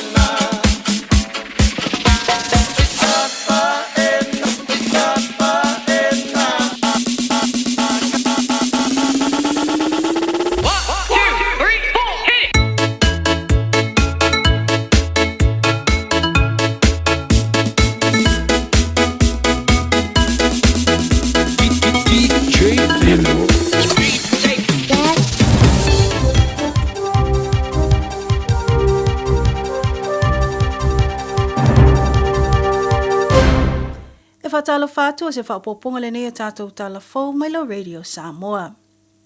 Wa whamaonia mai le Minista o Puipuinga New Zealand po le Defence Minister Judith Collins le o atu I le 2 piliona le tupe wa whaanganga nei moni wa ale le fau po helikopa mo le au nanga I Puipuinga tai whale o le atunu o le Maritime. Ma le iwa se lau 5.7 miliona o le awha matu o atu mo fuafuanga mga luenga whaatino ale vaenga o Puipuinga po le Defence Force ale atunu o mo le isi whatau sanga. Na fesilingia se tasio au fasala lau le tamaita Minister ya Judith Collins. Pe ona va aia sisi itanga mo tanga lulu I le mtata I le Puipuinga o le atunu mai se leni o whaalawi lo nei. E le mawhai ona tarisa o le tamaita Minister e Paula na tala na whailoa o lea na maua lava si itanga le au whainga luenga le tausanga se imwai atu nei. O lo maua fo inisio la tau se leni po a launi ma benefiti I le taimianga I ai I ngā luenga po deployment. Walangona le tele o whaala putuputonga I tū mātū o le atu nuu le ungani a tangata nuu I whaitu pe o kai kohe mo se soani I le whaafitauli le se sa wha mai ai o tangata o tango fia ma whaonga ina le pauta whaasaina o le methamphetamine. Ma o whamtalaina le tō tele, ua peo se vai sui tangata, ma ua avea ma se vaenga ua mo o mia i le o lau le tangata. I li poti ua whamawina, ua whaatoloina lava le numero tangata o le whaitu mātua o New Zealand, o lo o tango fia le whala au whaasaina, ma ua avea ai nei Northland ma ai po o lau mua o pauta whaasaina. Taua nisi o nanga i whaitu mātua o New Zealand e peo le te hau ora o ngā puhi, e le o lava ni ala ngā oa ma se leni e whaatinoi ngā luenga i tali atu le nei whaafita uli. Ma o whaamaunia fo i whaamaumaunga mōli mau, a tele o tangata ngā lulue i lea au o nanga, le matua i te le lava o a whianga o lo wa aia i a inga, ai maise lava i whaana witi. O lo o whaapopo atu le nei whaafita uli, i nisi fo i mau whaafita uli o lo o whitai ia i mare tō tele, e peo na maua. O lo fea ngai lava nisi ma whaingata o le lava o le whaasoa, o le ma le saonga le mua fale e nonofo ai, ma le whaatupula i o numero whanau tene e mai tō la iti se itulou. Ai ua whaalawi loa nei le Resilience to Organized Crime in Communities ale malo, nisi ala tau po kalami wa amata whaatino e tali atu le whaatupula ia o numero tangata a fia ile nei mata upu, e peo na ave le whaamamafa i tupulanga talavou. Ua whaamauina fo i le wala awane o nisi o taitai o lea i tū o le atunu, e mo mia le vawe sa ili o se fofo, ai ua tali fo i le li minsta o le soifua maloloino le mawhauwhau po le Mental Health Minister ia Matt Dossey, e ono fisosoni tele le tu watu le se leni o lo o maua mai le Crime Fund, e tau mawhaia whaatino ai ngā luenga whai, mo le tali atu i le maua lungo le numero tangata a fia i whala au whasaina. Inisa tala o whamauina nei si li poti fau le mtanga luenga o a onga. Le maua lunga le numero whana wa onga i New Zealand nei, wanga i atu nu i fafo le maa ai o lato wa onga i kolisi maulunga. Ma o le toa telo ni whana wa onga i lato o lo whamauina, e maua ai o lato tau mawhainga matulanga i au sia isu enga le NCEA. I whamaumonga le mtanga luenga o lo ta uai, i le tau sanga lua o lua tolu o le ono pasene o i lato na upito i maua lunga ma le lei le NCEA, na malanga e se atu ma le atu no i le lua o lua whaa. O se pasene ma se numera tele lea, whaatus sa atu i whaumaumonga o le se fulu lima tau sanga taluai. E ui ele i manino mai le au whainga tonu o whanau ua resitala i University i Fafo, ai ua tali tonu mtanga luenga, o le toa tele ua ngai mo nisio a o onga ma walulunga i atunu i Fafo, ai maise lava i tutono au Setalia ma Amerika. Ta ue nisio whaia aonga ma mātua ua tele ina lilifa manatu o le toa tele o whanau i le mao ae, malele lei o awa noa whaalea o aonga e maua atu i atunu i Fafo na i loo New Zealand nei. Ma ua whaalea ai fo i la popo lenga nisio mātua ma whaia aonga, i le ono pa uma wala loai o le whaatuatuanga i University o le atunu, ma i uai o na avea ma whaafita o li tū mau, o le anga i ese ma le tō ese ai o le tele o whanau e iai anga vaa, ta leni ma le tō mai, ma New Zealand nei. I tala mulmuli o whamaunia mai e leo lo tau sa ilia nei se ali ina alusa na sa valinga i le Milford Sound il whai ungol vai aso na te nei. Ta oe reporti na fuafua e toe fo i ane lea ali i le Mesa Peak i le aso sa, pei tai e umalelei le aso sa ele i o ane lava o ia. Ma o whaasolo ai nei laso e su enga ma le ngā luenga tau sa ilia leo mai lato o fisoswani mua mo le nei alii. E o mai le teime tu whaatasi ai tala fau ele i maua lava se talalata mai e tu sai ma lea ngā luenga. Mo tātou tala fau nā mai lo Radio Samoa whaaftai whaafonga mai, soifua mai manuia. Ua nā o le Radio Samoa se furulima iwa toru a mo e tau tuaina oe i laungangana fitu aso le vai aso.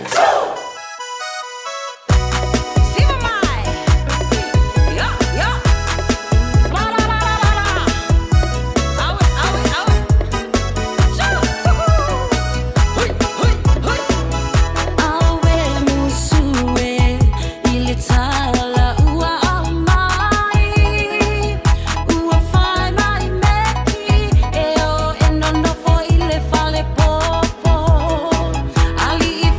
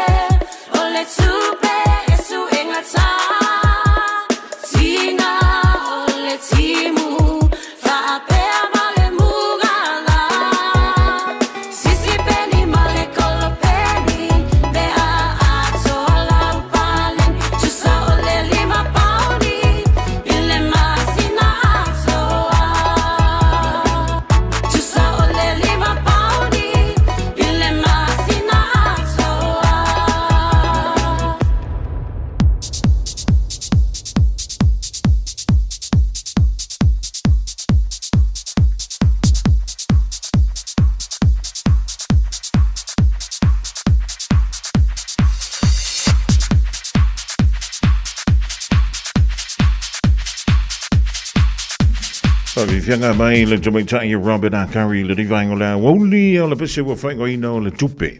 O le tupe le lei ta tiai o il fale tupe io e fa nga il fale tupe mte leila to tupe ai le tiata to. O le wa fantasy mai le telinga ya le ala au ku Sofia le lei o le Enterprise Motor Group i marka. Ja, waarvoor je zit daar wel in moti daar, je zou die daar in de vijf uur. Ik weet zo van telefoon toe te lengen, leren maar nodig voor jullie fever. Ja, maar nog volle tang aan tang, je laat tang al die hier, weet je zo vol. Lengen toe leo le limai ne yo aso le maar sino me. Ja, ole lu maar je leo zou die daar in vijf uur. Wees zo maar nodig gaan, we maar nodig voor de fever. Ja, zo voor morgen maar. Maar voor je tawatai voor, dat te lengen. Ja, maar hoe touw toe in ons staat, wat je nu, je moet niet lauw. Ja, maar zij le li yo lo. Tātou tōi whērua I lumo nō, wale o tō nō. Ia, o tōnu pōi whapena le, whaponga anga, ia matapo inga pōi se tātou atu nō, o lo whai o nā, mā ua tā whasalau, ia le maurunga le, na ngona o lo, tātou tau whai mawal mākan whana le li, ia, nei fōi vai aso fōu, I le amatanga I vai aso. Ja, tātou te tau whaiwha mā lola wā, le ala I oe ia e ui na lola wā, le tau le amatanga le Australian tene. Ja, e tai fo, tengi wha pene I le vai le Australia, sole, pe ia I le ki murkai au. Eu te leilo le topi tonu, pe wha pe I me le Australian tene. Ia, sao le lawale sau nanga po le pe ina o le Australia, le pe o le nga ngi le wha o le tūlanga o le timu. Ia, ai, na toe toa mai lafia ia pio le ala na sa e o atu le astona ia o matua mana ia le suru o le matango fia le la o le mole malu se tato o tunu sampai na suma tala au mai ia wa tele al matu kapi spesial le weekend ia le li o le lava mi jawantu ia o le wa sunga fua ia o nā la vai tumu antu le manu le antu no wale sai lingo statu tapan. Ia o mo ia so fina ngalo mantu tapua ia tu le ringa ingo les? Ia, whaftai mo le mātou wa manoa. Ia, te whatalo whatu le maro se tātou atunu, o lompai na maa ua tā whatalo lau mai so se vaenga, tātou whoro tapua I mai I maota malawa, ia mai se le lolo se tātou atunu I so se vaenga, ma so se lawa singa whoro, fia ngai nei tu lao le oli. Ia, whaftai mo I la tau fo I nā sia le tātou o nanga le weekend, ia, aia lawa le whatumulia fo I leo tātou o nanga le ngata le astonai, ia, mai sean nafi. Ia, le fo o toe a matala nei vai aso, ia, lo aia lawa le tūlanga o le, tō tele fo le malu se tātou o tunu I le tūlanga o lo tau sa. Ili ni sa, e peo le lawa lunga o le nei vai aso, peo le aso sa o tina, ia o le telefone na o nisi fo o ainga o su mai ia le ngata I le ia tulanga fo le tau sa I linga o se ne alofa o le aso tina ia mo na ia tina fo o ainga ia pe o le tonu na o papi ma to le nei no tolu aso talu na le le tau ia ia di le tulanga o ia o tulanga tato stock o matua tele tato ta vale fo le ina lo le se puluafe ia tulanga fo o so se ta vale o lo baua tato ta vale mo fo wheel drive o piki apu o tulanga fo le o SUV ia tai fitu no foa ia e fo ta vale mo tai vale no fo tulanga fa penai van mo tanga ai no tele ia mai sei o tamalai fo ia I mo hatchback sedans ma tulang whapea ia lo mawhai o na maua I tulang o special umata tu ta vale. O le tulanga tātou promotion o lo whaawau pēr tātou promotion lea o le awhita la ta vale malawa ia e fua lawa tulanga fo lele pe te manao ia discount ai lau ta vale ia te manao fo I whai as a cashback ia lo maa io lawa I lungo tātou window card ia tulang whapea ia pe ia fo se fisini tulanga le ia fai ana psota ia te matou ia po lava le tulanga whapea ina ia whamanino ia vaenga uma ia o tulanga I tātou finance ia lo nau ia lava tulanga o tawana na lo lai sene pia whapea o lai whaina ia ina access le internet banking ia lo inga ngā lai sene ane na umia ia ona le link fa yo fa nga mo tato statement tulang pa pena banga na ila ele le sa internet banking ia le fa fona access mo na tato ma itulanga le ia fa ona suma ia ma ia le tolma sino le bank statement na ia ba fa ba yo ia itulanga ia ole finance ia fa pe fo ia sta ba le twai lo fa pe ona na via le trade in salava pe le uma le paleri ia fai foi na fai ma tulanga le mo lo sa pe fa pe e a nga fo i fa o le tulanga o le tower ta vale ia fai mo fie fo pe meni tulanga fa pe ia mo nisi fa mtalanga ia i le tulanga ia me vai aso e tato ten masani lava o le iba a fo le lima i le fitua so le vai aso ia fai ona mo mai matou ia te fai na su mai i le lima fitu tolu Grey South Road i nei Manukau ia o po lo vili mai fo i le tato telefoni o le o Marcelau o no tasiono pa tasi valu o matou ngā lue nei ma le tunga le nipule ia Jerry Corn ia o ta maa fo i tau o papo ia te ona nei a leala o kuso fiele nei ia e pai ona sotai mai ia mo nisi foi whamitalanga tūlanga o tātou whakitoa ia e mai se foi o le process foi lea mo le finance ma nisi lava tūlanga ia lo mātou nofonofo atu nei i Manukau ia mo nisi foi o e sili ia po inquiries foi o lo fia malamlama atiri ai i nisi o vaenga mo le whakauina lo sa ia whangamua ele mātou a manoa ia lo whangia fo ia le tua ia ia o whaivalofu lima o toe nei aso wata tuaina se tātou atunu ia le lava lo se tātou atunu lo whangia le tua ia fuafuanga ma tulanga umore nei aso ia tātou toe whelua i fo i se tāo mua ia o lo whangia tātou le tua i lona lo whamahantana ia Papai matou vanoa fongamua. Tai. Ole an tanto mai e tase pe ona e talai le ding vai ngola ngoli le to fai ya le ala au kuso fia le leo le to tumla dangana. Ale Enterprise Motor Group i Manukawa fansi le le la to tua. Ya mai telefoni supi to no si la lo ya ia la to la. Tasilima i vatolu amo. Radio Samoa. Sun mal fitu minuto teni le tulai lo tone sound mai tapena e piki le fana wa onga e le tua yo onga ila matanga o le fo via su stimulate to mau ya e va va lo pe mal to tua fa wa le Radio Samoa tasilima i vatolu amo. O te mana tuaina si o u ainga ile a matanga sayai ile matitiva si o utamama na matafangota masi o utina ile umukuka masi o mato faleo o sayai etau patu lo na fola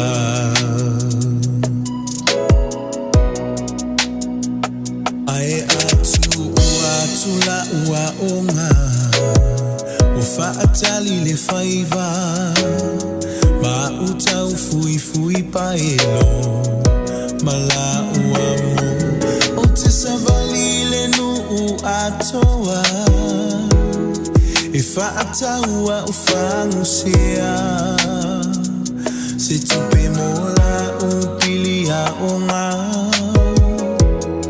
mami a fai asio ainga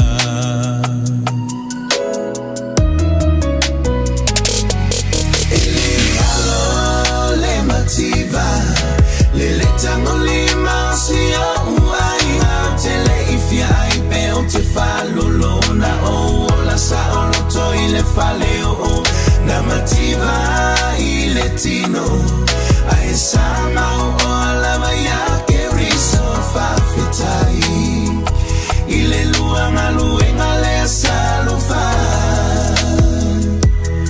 o mato ai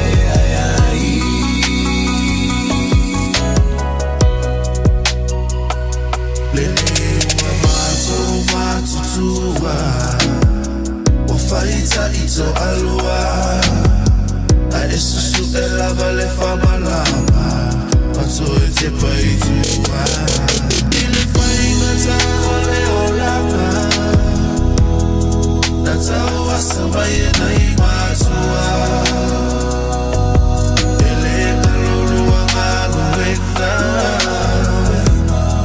Wamanui ai patauma Wamanui ai matuma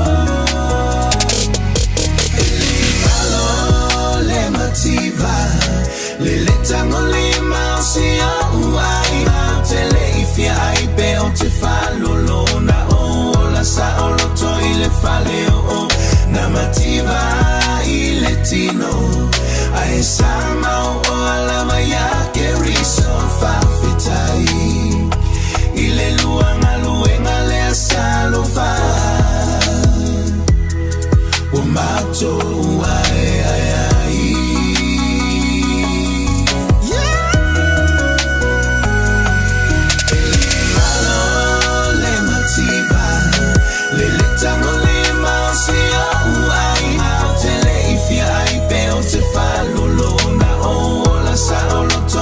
Faleo, llamativa y letino. Ai sama ola maya Jerison Faxitai. Ile luanga luenga le salufa. Umato ai ai ai.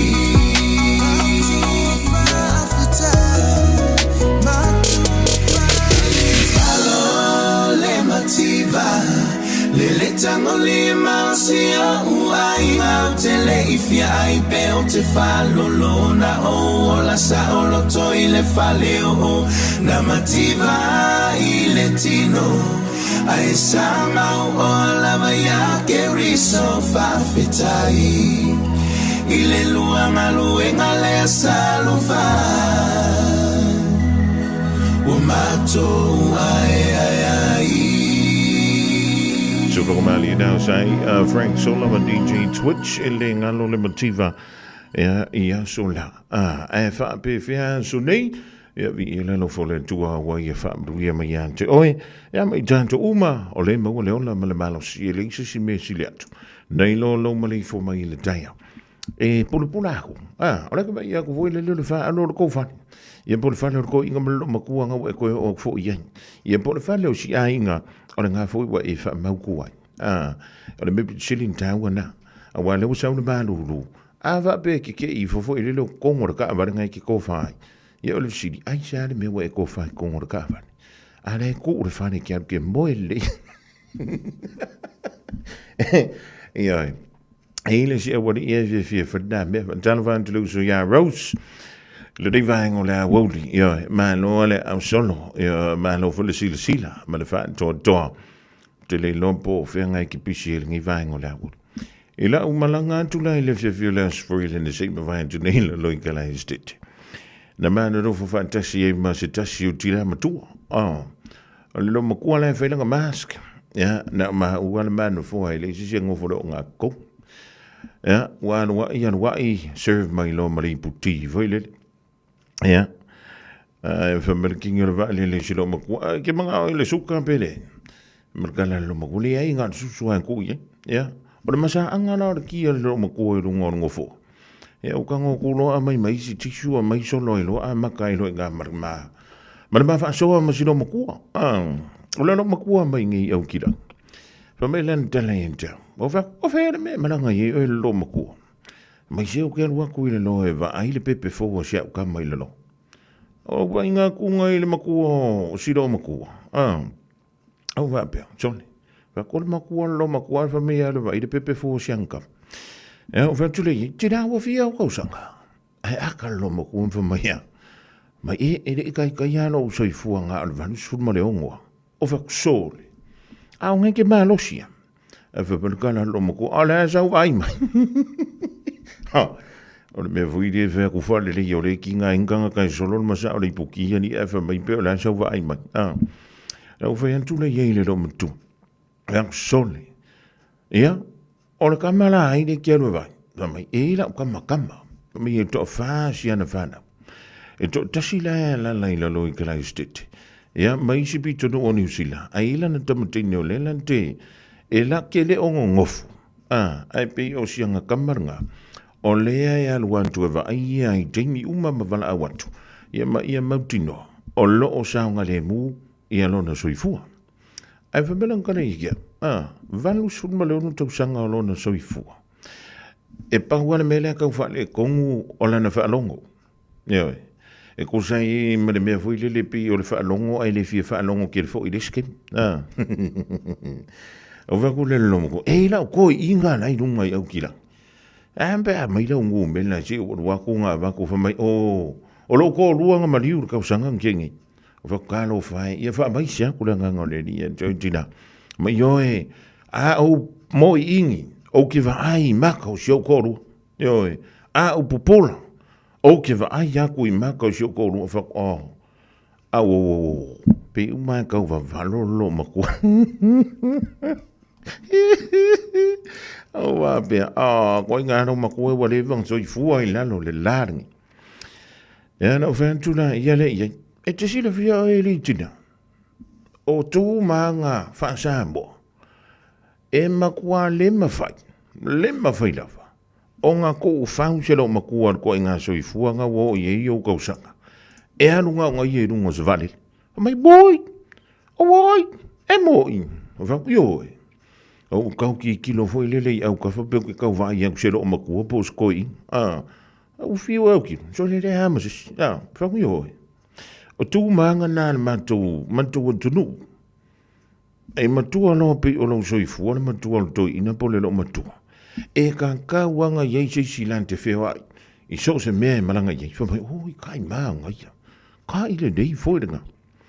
Ia no vantu le, o la le umi o lau malanga ali tina. Ai mai, ia, oa, o le ngu sawa u iei lau ka avali. Aina paule me le tau savali e le to o lo matua. Vanu sfuru ongo ko sanga le makua. Whamai ono na tuli sa whilta o tonga. O tūna e kongu le mole meru a mea fui le lo titanium. Ka manga e sa vali le scanner fui le. Ianga i ira ira. Pa merkana lo moko. Ngombo me runga le vali. Ia hoa fui le ala muri e se mele vali le rangai. Pangwanga le mea le bulu tia le mwhina. Sa vali ma mao fui le lo mtu. Fatua. O le ala se kama siau kamari. O le kama. O va, sorry. O le ala lau por kalami ringi wiki. Mergana lo mako o leu ke fuafua o le asko nga ia koa ma le sa a koa ma ke ma fukai ia ma si akari i o sio akari i le lalongi whakuson si kai maanga ia fe e fui lai sau mea lo mai ie o le mea ngai uma transfer o whaape sorry o whakule lo mako ia o whea lau runga i o kirangi ki lalai mai kero o asola Asola sama ko ngofo i le mele wala la ngai. Ye se uso ya o vele ngole ya Bernie ai mongo alabati. Ko kiki au fa ko mongo ki de po. Ya e de ki de po mongo alabati. Ko au vela le ki fa mo ku ngi wake up. Mai o lungoi o le menta o fo. O Albany. Ile aluan tu le ilunga i nai no shore. Fa so lo tu wai ilunga i nai Silver Day o la aluan tu ilunga i Orewa. Ia entele i fa tu on tu lo ilunga i o i whangare. Fak sole. Fa mai ka la lo maku. Kero. O le ke le o le whanga ia tamama ti da ma tu. Ia fai mako fale la langa i le aso ma le aso. Ia ke le o boi o. O fa ke le wai ni sa boi. O mai ia o sa boi o. Wala so ma fuka i mai oka. Io e fai aku fo inga ia o pepelo. Al mo kwa ma fia o pepelo.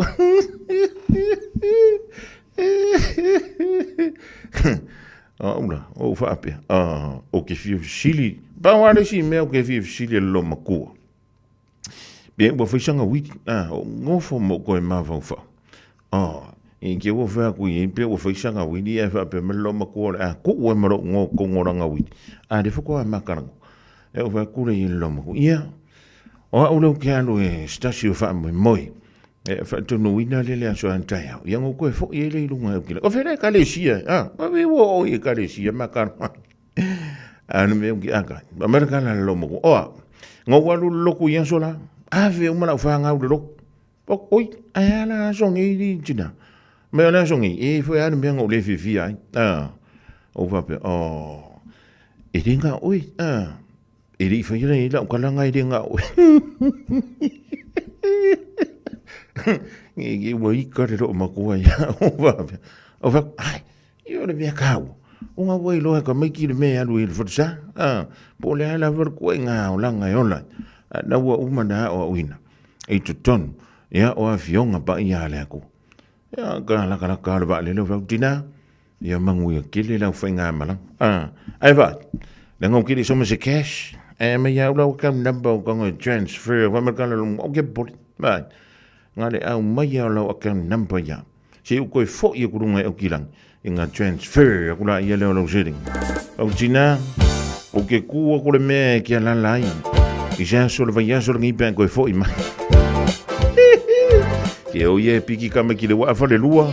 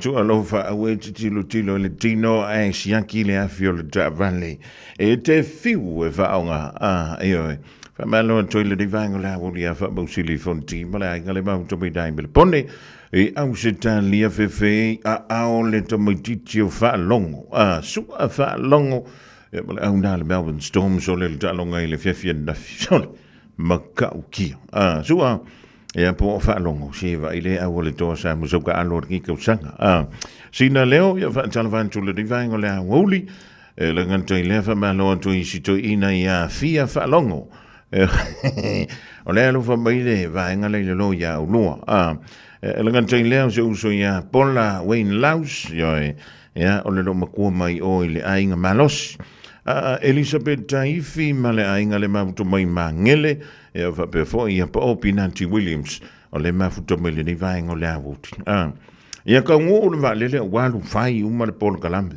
ia o lola ia le anafi umangu o la ko ingare ngama ko le upa hoile pa wanga ko inga zole poko yola ale makwa poko ko inga yola au fika ye ke musu ke usidi ke wo usidi ko e fa pe mai sanga la ule fi ailo yango wan wele lang ka balenga ole sida me amari ole wo toi man tuan ne o kango faile booking ya na o tangola ia le wa manku o ma ko ia ma pa o Pinanti e u mi o ma ko vai se kuro e ri manga o mi na ma ko mon mo fa pi o vo le lo ngofo e ngo kango lola ia su o ve soli ola i ngofo vo i fa me ma extra leg room e por kama vo le e o vi vai o kango i u mi vai ai mangura e ila ia ngofonga ole ia ngofonga e kakau o nga mawhai o nga maulo fuspa o le me muamuanga wa mai e le mawhai o nga ngofus kangaka e le so o fuspa ale sawa siri ayu inga le vave yes yo e le uma merve siri a war wakure yes kamano e off il fuspa e sa marvanga longa luole ia inga ngofonga fa mai orke mi kupo svala blave le valele e mawhai na e so zani tanganta e avantu ila to we ave fa fo malvalele ko so o ko manisi yes ole mena ko aka man to mai nei ole walunga ila no ole piko i ruma ngo fo a ma ko fo i maina o ngo fo ngai o nga kom man tuana le o nga tono va le nei ole A320 e fa mo me o fe ko a fo i le am ka fo o a pole vale e fa emergency doors ngai o kua kuna o ngofo e fe o lo fo ia le fai kingo le leo ngai ari inga nga sa fa ia ku ia chauro marking le vale fai de kala o fa longo ko foi langa la unga le siku o le mele fai pe an ku por fa le blave o ko io e mai ko ke fai nga luenga ko fa longo ku le kunga io kufa mai no ma pepa o aula ma ke ngofo marisi fa fiki pu pa ranginga e orga ka fai makara ka ai pikor fa malamba o fa ro chet te quero mai ko na ku foi runga o ki rangi se ko fa pasi ko ia kreski fa le ngare ngu e sile au le o ki rang au le ia spiko ngu pe o ki rangi so ki o spiko ngu fe lo o va fe ke bu me yanga le lua so ke ra ko runga ma fa ko okay ia fa no ngol king e fa mer fa kon ko fa mai lo ma ko fa spip va kango no pe o ko rua na nei ko o la uia vai o sa mo o va no ngor kala ngwa so le mo ko ale o ke kele ia o le me la ke aka o umagi fa mai lo ma fisidir king o ko wi o ko wi ko fa o ngo foa e fa piko i kupus fara lave ko ke so sangi kangaka merkani au ka mai ko yo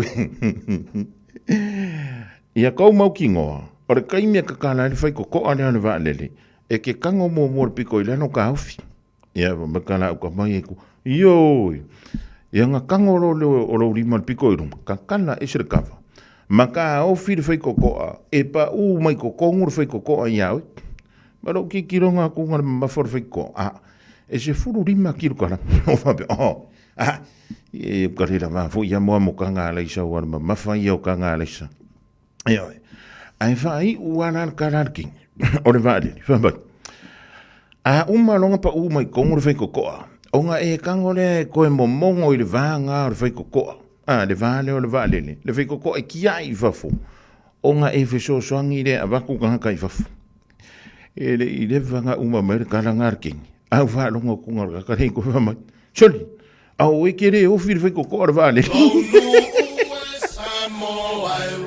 au va longo ku ya le officio le que me kalaga ora officio ves ka mai fe ko e kere o fir fa mala vale o va kelo e mo o mia fu ko polo ko fe ko ba fe o le ka usao me kongo san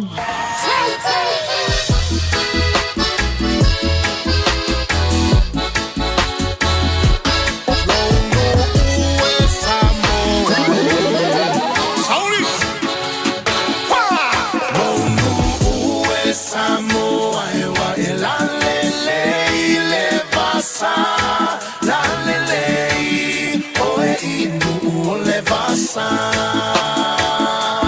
so te mita mita I lo lelei so se mea oe o le penina ai a fa a peta ua e ona le fanua ona tasi itia le ngosa mo tasa loia oi tu pulanga e o te ole le ie fia fa a Europa nauia e mawale poto sili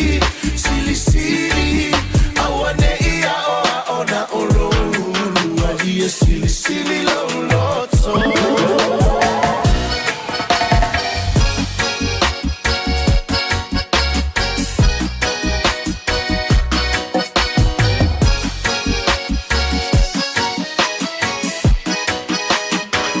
lo vai sa fe lo vai ta ele e piole iona lona malulu tele a e fa amalu ai e te ai lo vai o lo ma fatia ia fe au safai lo vai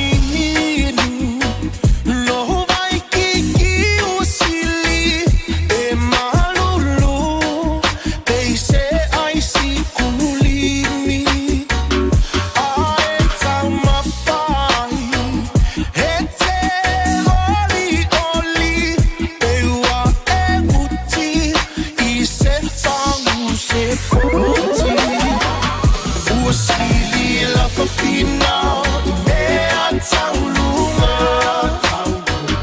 ua manana ia tele ona falesa ua faafua tonu mai maua sasa e isisifo me totisi la mosa male katoliko ole to feel le teine Samoa ia mala maleta ina ole sua le palua va male sulla tonga ia mana tua o tupulanga talavo ine ia so se mana ufa ali malu e tile fa Samoa wana ole nanu fa mole so te filo malu ole tu feel le teine Samoa ia mala maleta ina ole sua le palua va male sulla tonga ia mana tua o tupulanga talavo ine ia so kasi mana ufa ali malu e tile fa Samoa wana ole nanu fa mole so te filo malu nauia e mawale poto sili awane ia ona olo lua ia sili lo loto O e sila fia me e whaatino e mawhaiona e umia i so fale motu le lumanai. A whai fo i so fale motu, o e sila fia me whaiona whaatino ni isi o fuafuanga e whaongaire e kuti o lo fale. A wane e misiere por kalame o le malu I fale, ia fiafi o sururu taitasi le se fulu e te aile whaa. O le a e sila fia ai au wala e mawhaiona e umia se fale motu le lumanai, ma au wala e whaongaire e kuti o lo fale motu, e whaata wai se isi o fale, le por kalame o le malu I fale, ia fiafi o sururu wa yaso taitasi se fulu e te aile whaa.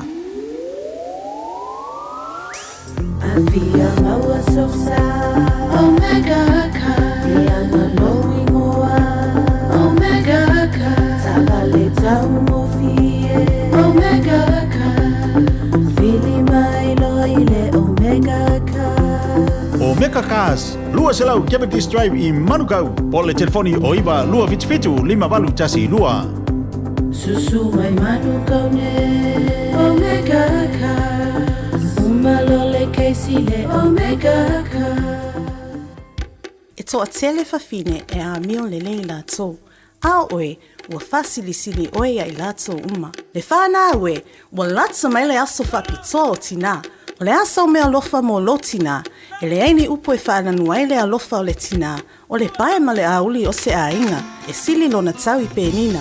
O le tau vanga le Radio Samoa mo le nei tau sanga. E sa o le lei mam.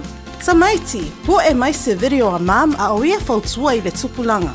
Ia 2 minute le umi o na lafo mai lea I le radiosamoa.co.nz/mama. O le a whaia le sei le aso iwa me I le afo le sulua. O le a maua isi mea lofa fatsa o waa mo le tina o le a inga. E tatala nei loa le awanoa, awa e te fatsu ai. Ia manu ia tele le aso sa o tina uma o le lalolangi.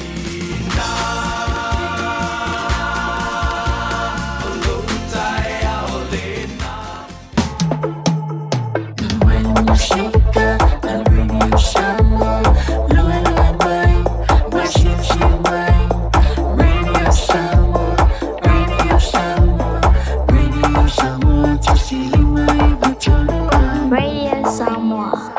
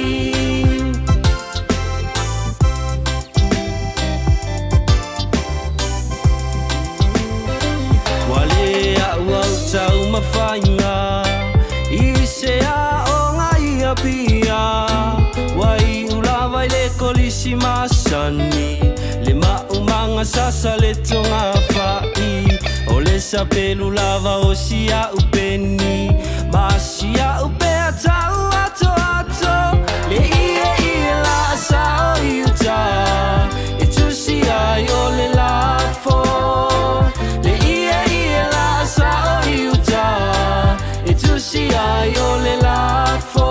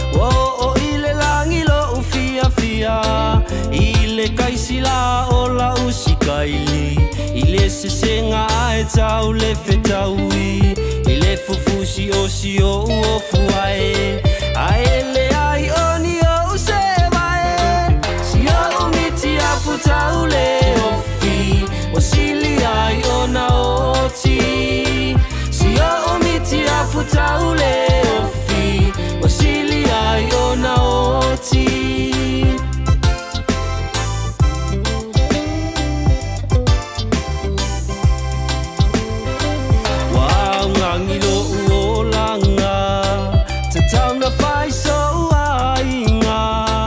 Popole vale lo uma fau fau o se panga ai o le au atu vale o si o uloto o tau o so ai o le moe tolo la uma lo me aunga e su e ai se ava la uma lo me aunga e su e ai se ava. Si fongamalina Vans Bailante Tomate le ringa la woli. Mal besena famio le langa papa mada tuai siu te mai ya vai pu ile pese le wa fa mai e fa penga umalo na langa yesola umma mea ngale ainga ona nu foi le tau le tau ma foi le fa tosi da mai le lonto le lo matua ya ona wa ya ya ua maua le mea ngamanga awa. Ia e pia kau side step, foi lele lomaku. Tana vantu inai me le pone le tidai a sesi lia lua tutu. Mala ingale mauto mai le rivai ngole ansa Simona sanga mai pori rua i wele tone ia o mai le laumua. Janine se ni Ibiza mala ingai nai sini Australia. Uta wale laumua i Wellington. O mana tuai lea le ko mumo sko inga o sale kongi denga malanga ko male lo matua tina matua ya sana valu sun malu tu sanga le matua ne malanga tu i o ile famo moile no wanga i tuai ku se ka ngu ku la vanga ngale po ya o fa ya si ku nge vole po ya a fa mer ko mumo ka le o sale ko son se le vale male leo larga male leo ga ko nga kala ngo boli e kansi ala ufa longo ku ye fa pe o le kilo ka pala ma lo ko ku le nga sa le kongi ngai wai ni o manta va melga ka chol e lo hari ma ya lo la gol e ma lo la gol kai ma lo fa lo mai ni va ngale ya wai ngo voilà mai le nga voilà o lo maku voilà o lo maku o ike pasi se foi voilà o lo mo ko pe voilà o lo mo ko en kala ngo mai o ia o voilà o ngai mai quero wa i o le fi fa kwa mai e no ni ngama ko ise ma werin ko ngeri i ke o le ko ko ngo me la vale fa e la ko vale le fi le soleil fa pe la ko lo ko va ko mo kranski fa sal a fer vengo voi quero e ka van ba ko ngur ma ko vale le au kira ba ma yo ona fa le tono le tap wole el wo sa ol vale le lo kreski ai so mai werin ko ngi so au kira fa soli la se fa ka di au kira ma yo fui nga me ngar curioso ko fa fo le sweko ko curioso ko ngol sweko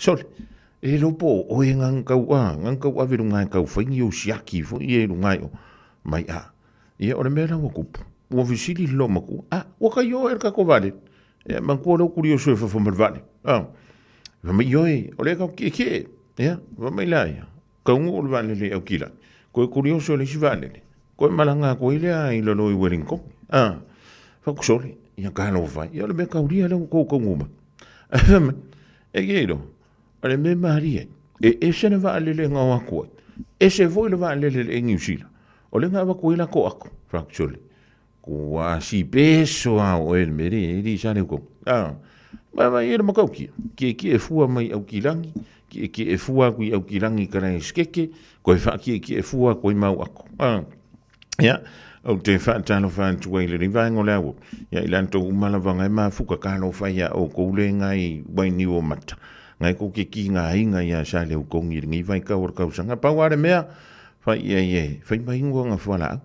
O fa, John, o fera que venga venga. Mai. Que alu ka heu. Anga pola. Ana ka u ko e kila. O I weringo. Ra kuro. La kan. Mai. Kero. Wa ule folanga ka, foi le mala vale le weringo. Mai. O ule ke folanga ka ole. Faksole. Ka fiolai. O longo wingo le me ko nga lenga ave o irunga au kila. Si ave se ka fa kilo la mole le I au kila.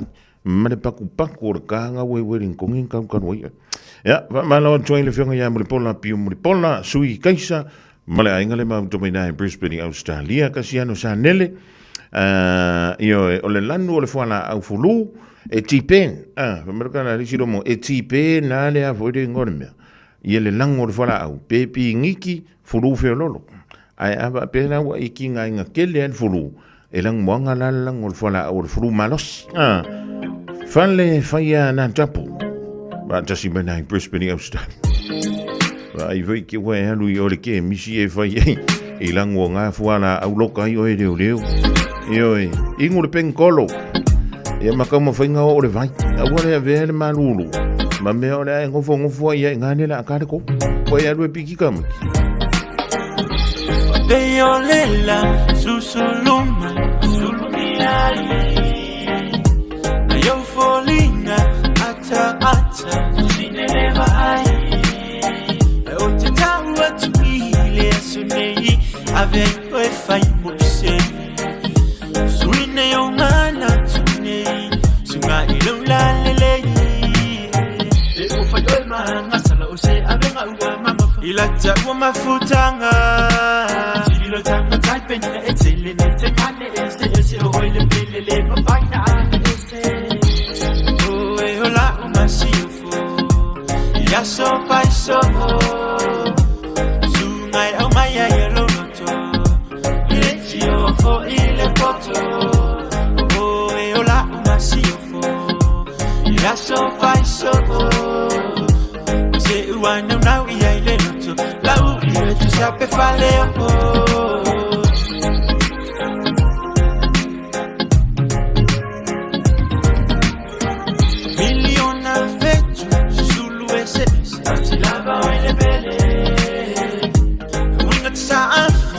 Yo sé tu vaina jana materia Bella ngona pefa tu kumai Ia so mabona ulo no sabi Mafa atali tali se umali maya oyo la upani Lo ma amora oyo wa umai yo ulangona Eito foto fongo mane mofa au so songa Luloto yo mana o totoe Te faya mo it's to be fine ta e fai go pena o yo la umasifo ya so fai so sungai au maya yelo noto letio fo ile poto o la umasifo ya so fai so se uana na ia ile noto la u ile tu sape fale lo masiofo Lo masio folo lo fale na ua e matino le fifa ya ma uso le ne ya lo fasa awina mailunga oyo la wangel le te fa al Baby es vaya tu wana ola dol masio fa del bellero sio ne yanga ole masina ole fetua susulu manaya ole kitara malio oe o te fa tu saina o se vai malu o sa wa tu fantasita wa ia yesu bebe se fifia o angelu awable lo fa wa mo personality alone light up the room just one kiss alone that make me a go boom oh e ola umasio fo ya so fai so sungai au maya yelo noto letio fo ile poto oh e ola umasio fo ya so fai so se uana now ia ile noto la u ile tu sape fale lo masio fo lo fale na u e matino le fifa ya ma uso le ne ya lo fasa awina mailunga o yo la wangel le te fa aluaina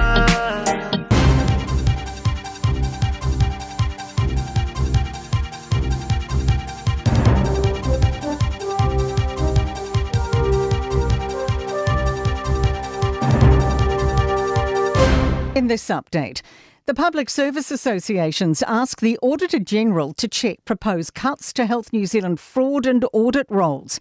Here's senior political reporter Sophie Trigger. The PSA says, as the watchdog of the public purse, the Auditor-General should be concerned removing 23 roles in the Audit and Assurance Directorate will reduce audits and investigations. The health agency rejects the claim, saying it's cutting duplication created when DHBs became Health New Zealand. It says data analytics and the risk management teams will actually be doubled. The Prime Minister's telling New Zealanders curious how this year's budget can add up. To wait and see. Chris Luxon's announced billions of extra in defence spending, while slashing new money being added to the overall spending package.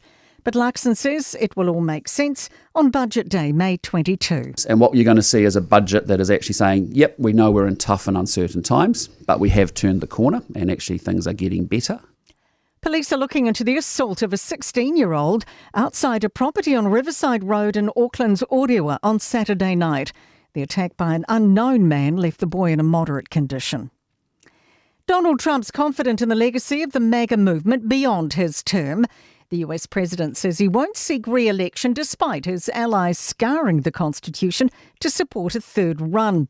Trump says he thinks 4 years is plenty of time to do something spectacular. He was asked who would lead MAGA next. Trump's name checked as Vice President and Secretary of State. You look at Marco, you look at J.D. Vance, who's fantastic. You look at, I could name 10, 15, 20 people right now just sitting here. No, I think we have a tremendous party. A commitment to build protection that'll weather 1 in 100-year floods in Hawke's Bay. The government and local councils contributing $9 million into upgrading Waipawa River's stop bank. 3 kilometres of the left bank will be lifted 70 centimetres. That's news. In sport, world golf number 1 Scottie Scheffler has tuned up for the year's next major with a commanding win on the PGA Tour. Scheffler has won by 8 strokes at the Byron Nelson tournament in Texas, his hometown event. The PGA Championship starts late next week at Quail Hollow. We have so many great tournaments. It's just you have to pick and choose. And this was a tournament this year that I really wanted to be a part of. And I'm going to take next week off and get some rest and get ready for the PGA Championship. The Black Ferns Sevens are hoping their latest success is a precursor of an even bigger triumph in 3 years' time. New Zealand's beaten rivals Australia to win the season-ending World Championship tournament in Los Angeles. The same venue will be used for the gold medal match at the 2028 Olympics.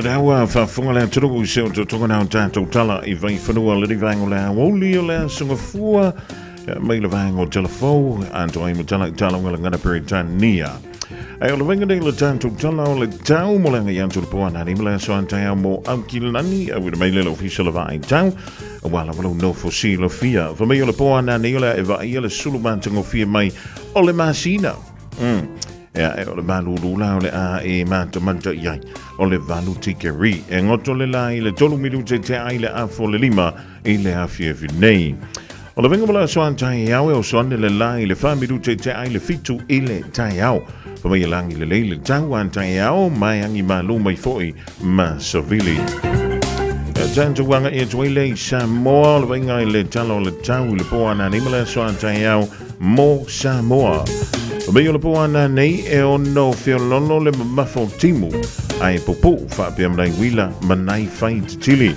O le vengmola so antea mo Samoa o le anta apisolo ai timu ma e ono mamafa inisi ono fuanga. O le tulanga nei pio le yei winga o le tawi le somala so antea mo Aukilani ma Samoa. Pa talafa tuai lea ia fale seina folava ma le ainga e langa te lea o Sinta Suavili ma le ainga I dai Alaska maru I telefringa manolonga o le nei fo I e fiafi. Tasilima I vatolu amo Radio Samoa.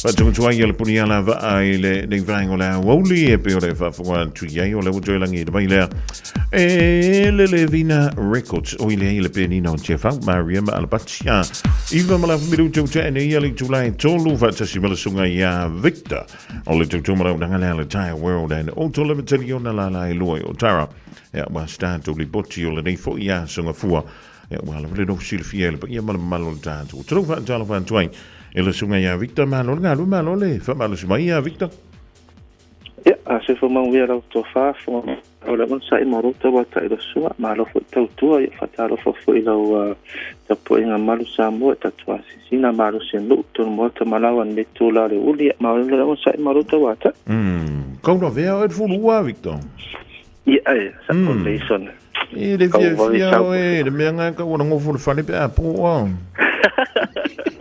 ko va ver al furua kai ya le hace pangor ki por lo manejani ya pangor ai o foi apenas to e o male ya pento ako ai fa si ai lo uska ya mami onga e va ve malo si ile Victor ola sauti na lo nei o ali ta pedanga le ta tu mala undanga le ta well ya wa fu ni fa pito awani fa songa sele ni le malu mo pa io samo ya fa tai mo to no se manu ya mata tita to compensini ya man to no sene ono sene de to se per to ta va de mato o li va tasile lo ta la di matasi ga ko diso le ta la va tasi sene ya o ne ngalo lo Apple Card tax ya pro e point card ya scan to no ta to follow lo mo ya lo wa discount per to ta va ya mato fa fa ngalo after pay ya to ta vale at fole from KCLPT to refuel lo so fit to tala to ngia afa pe fo so from KCNG yang think ko so so from KC4 mai le mato bon pesini wana inga lo so fa me se fo ta number ya mana ya la vatu la lo sofa to manino e fo so for man malo mo neva so Rose SP all of money mo neva so matato velta se la tala to la valita to pesini ya ga imeta to falsini ma to si ta si di matolo istama ke road ya ale fo to la sautina ara pe ngai se ta valetina alutina singa benga ya to la vana le porta fali to la vana full service it's full service on time transmission service book malavan lo ita to falsini fa mato tana si akil ta vali pa pe se me fali to no fina ta to ta vali ta to le fi lo inissimo lunga to le inisi ta to pali lift mo foi tato snokor fa pi ya matou tato pu pas fa fenga ya luton tonga ya so do suta la ya so ara peke mo kongi ya va via sai da van kula ver kasi kausanga ya fa pi fa tato le flares que no pe view fax view fail LED fa le fa matou ton fa follow sa fa pe ni me fa le tonu ni menga o leanga o la vera ta vale ya ngi mengo pa o me ngai foto fa lo i fa le tato fa sinio ava pera fa mato fa ya le scanner ava per ni mori o le passe pe pole wa ya nga to scanner ma ro ta vale pe pole wo fi fa na puk mala no a se te mi lava ava pe pra la so te vano ai puk mal pe pole wo fi mato fa ni ma tu al wo su tala pe pole wa ni tato fa ni mo foi ta vale fa tau pa peso tava de tuai ke ma i tonu fa ma to fena tulanga lo mo te SUV cars hypercars to piki apu small cars nga ta foleta tava de tuai fa pena ko so traffic ngadinga o fa tava de tuai se fero pesini ta vale umante umanto se ke me ku fo lava uma fa le lifi fa piki apu umanto modified fa pe ngi be fo ko ere ta vale fa ta ma yamato kai ma to fena tulanga uma lifi ma na ya Paula po makta sama tu ita to pick up uma fa pi foi manes feeding ata tabar fa tau pa pe to fi palai ke chongi vai so mana tua la scena ta vale to ma singa la pen statement palai so ta vale ile mato fa ta vale sia si mai foi fa pe fi lo va to sa isi ta vale tina ya lo moto ta vale hai kamara ngai kuma lima su ta la il va yaso ya ta vale to ta sanga dem ken ko antile ato to moto la bala cashback me telefoni o iva rufitu fa to lua o iva rufitu fa to lua o nena tak telefoni o le telefoni sinia o le fa pa uta si fitu sulu peto o tara pa fo pa tuai mata fole ka ko seki me ku fa pe ka so in seki me fa au le ta bare tina ai fai fenga tau vai aso alua su tala te mina mata ve aso mo fo lo va tau tu le pensina lo ta vale ma ile mata company ko seki me ka ma lima su fitu se pa ia lava lo su ma lo su lo ngai lunga fa pe ka so in austeris po marta mo lo piki apu e sa fo fa fenga tata no fo na yuso sa mo la fo to mai e me fo tau pa ta vale mo to pa marta pa la po marta sa marta ma to tasi to lo to lu ma le to lima ngai lunga ile tato fa pa usui pa fa ro ta vale funi lo alignment fa ia ma to pula go ida so va ma ko le te oi Ola ola se te suma I fai lau alignment I le tato whare sinia I fo tato whare pau. Wha pēr ki oe mga oe sui po wharau ta wale whai whenga ato whanga ina le I le windscope whale alo sa ia pe sui whai po wharau ta wale. Ia wha pēr nga kilo mo ki ngoa fo I le size ngai ke mga oe ia whai whenga o maru ta wale tonu ma konga siaki po le koko po ta wale ma se e ho I nunga awale le vai tau ia me ta wala vai nga le ia lau sa le whai po ta wale ia ngai fo tato mo rea sa tina ia whale ta wale tina ta wala me lo whanga mo rea sa tina sui po ta wale tina ngal fia le tina e ko I ka tina ia oi ta vale neve aso ko pole ka to ko le fia lady fe ma fitu to sanga fia lady sport 350 set sila auto sulu pe meni va aso ta vale moto pulang uma fa seki me ku fo sa suiva mo to ai aftermarket spoiler langu muta vale li ato to fa pe ka so sta vale mo atali ia polo fini ia ole ta vale na deva si fia tu pulanga sa dia ta tol si pe after pe le pai with scope e man tua so valu masina I te suita to finance fa ngai ni te meni I le tato fa pa wa nga ta fole ole tato fa si via me telefoni o iva fitasi tolu o iva fitasi tolu to on me na tato telefoni o tato ofisa fa tai se manu mo le mato no mo ia la vo fa iva to so fo me man ia tai va ile fo mai ma va io voilà a wali Victor ile Pepe si for fulu le amtalia io le tolo to manu le rimasino me pe ore fa funga jele to tuama le danga le Tire World and Auto Limited iona la ilua I da I o tar All I hear is Radio Samoa, Radio Samoa, Radio Samoa. Tasilima iwa tolu amo.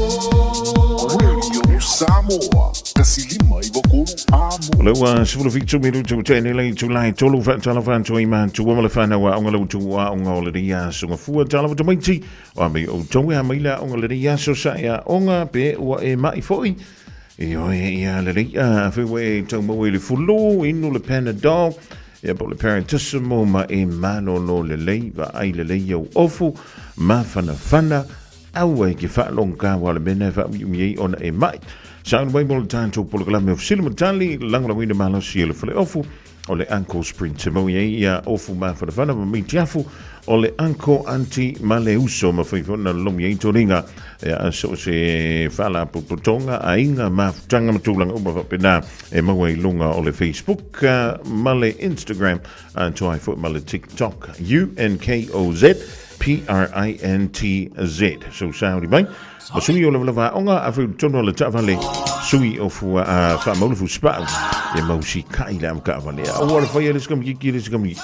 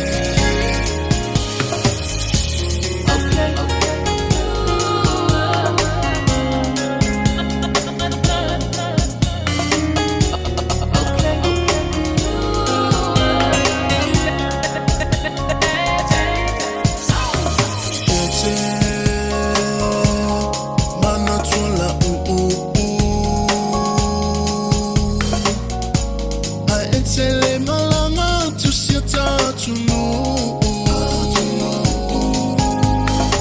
ete alu eto esau na yoma na onga ule taulau ete lo tene e boni lawa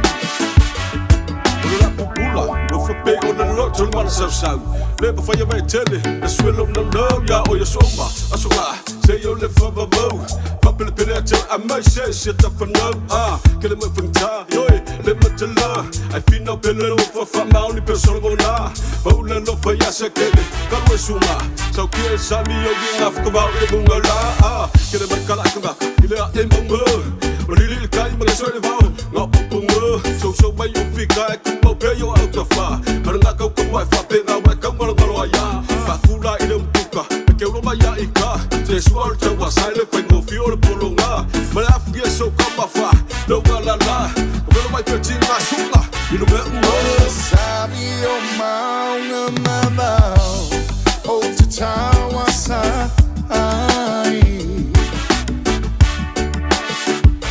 find that time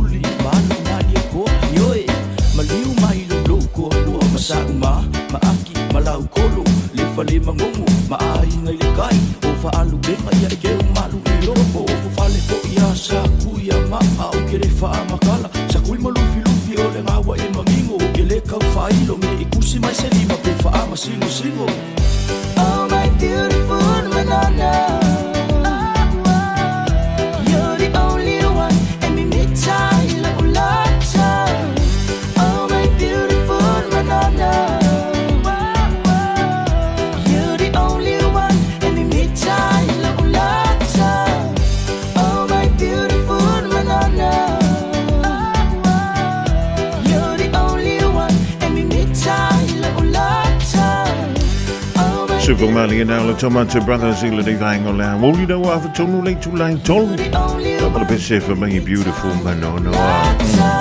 Elang to Lila Fantunga Maya Richard Parker Maweno.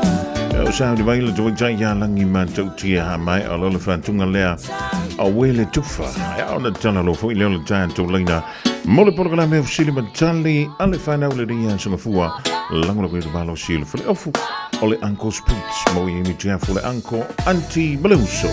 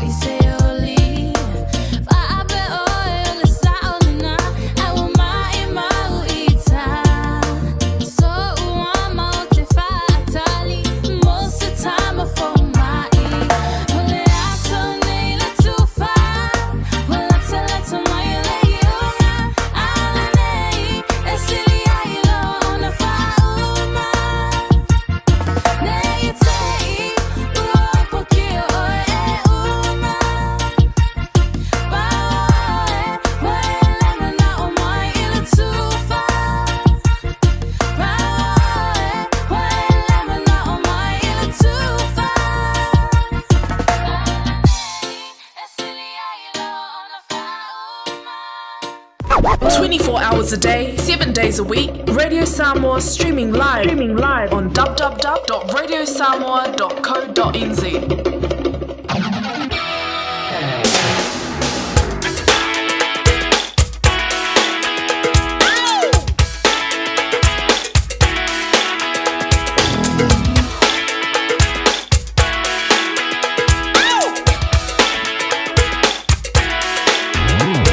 Le temi lunga lawansi le Radio Samoa le usean sia family for midu tubute ni le afa ole tolu le dia wo li ba tgo fiola so fu le so lima le di ba si do me luafe lo lima ia fa tala fa tu le fa now e ma man tu wanga e tu I mo te malawa le tu wa yo onga I le di fo ia so fu tala fu la to mai ti ame o to e ma ila onga le dia so sa ia onga po le sa e no fu le fa le le tanto lo berna utala to mo to le di vanga le so tolu fitu tasi lima I tolu le ufa tasi mai le tu ta ia fitu le di vanga la o li talo fitu Falofa. o mai oi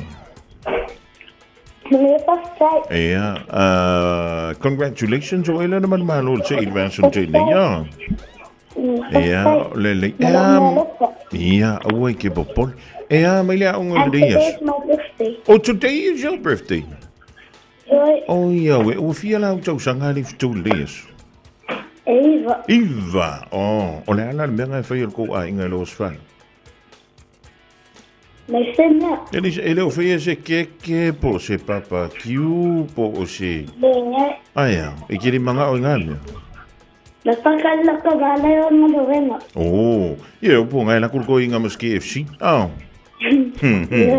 le ia maru ia tele lo was of an ori fitu ah mau ni sto sanga stele va peneia wa ia le onga male to singolo wa inga ah si fai manga la zaukan o mi sa fila ngol dia so no lo was fan lenga fai ka kuki ia ora me si mi sa fan Maps male reading so le dai ma ola so fa no ngol so ma lu lo sa mai ma li li pe le ma lu le dai ia le le fitu on sai me ngol linda chalo fa Salofa le takatu fo mo mikra man o mai manguia fafkai ia o le vo ia manguia fafkai ni mika o mi sa vergi eso me ma kole mana mo ana so me chakoa o nga e alu les for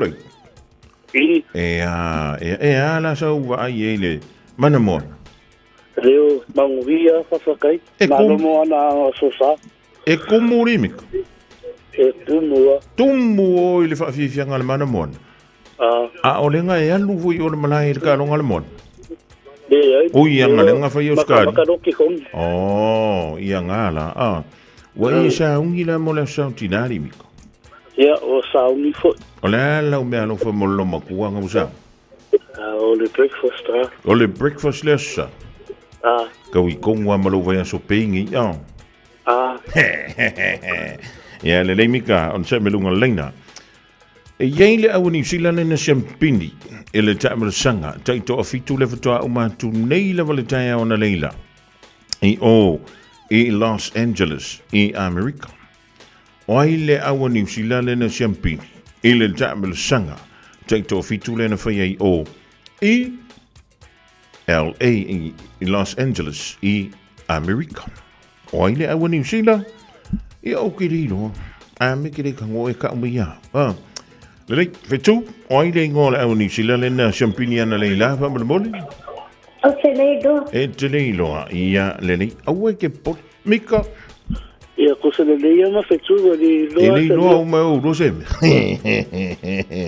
ia ele ia fine au le pot fetu o me ngala lo fine Lalo tu somenne ai o la no ku ka ngala fine Ole Alexa. Ole Alexa male. Ole falei Alexa. Oi, falei Alexa. Wa, ia wa. Bala va ma kwera me ayo lo wasfanga. Petu, ole la avelo ngoma o details yo ile Uncle Spring. Ma so ta ia tu mo lo fa ilonga le va so te ni welo. Ja, lele. Alo fa tu mo wile fi mo wile swa na we. Ia, so foi a Mika, waka me ngala pen. Fairo. Musika. Musika. Ia. Ele kai uma ku va kasika musika. Ne. Oh. Fai no small hapole. Kusiro liki ho lunga paspepa. Oh, ia, okay. Ia, kom fefa uma mai ere yo lia la shokinga. Oh. Eu ri. Leimika alovantu, maruel ne vivi vai se me ka sa mirko inga malo makua. E ye sina tai lo. Oile awang yusila le nga sempini le tai ona leila. Ile tam sanga te to fitu OELA. Alo so Amerikali ma e vala mai ka ko melanga. Tolu fitu tasi lima I wato. Oile awang yusila le nga sempini ke kofi. Ole si va hen. Ole awa kama por awa kenya. Ya lo so belta. Ole na la tu su e ma Australia le sempini. A oile le ngore am. Le nga mang ma lo pe sempini.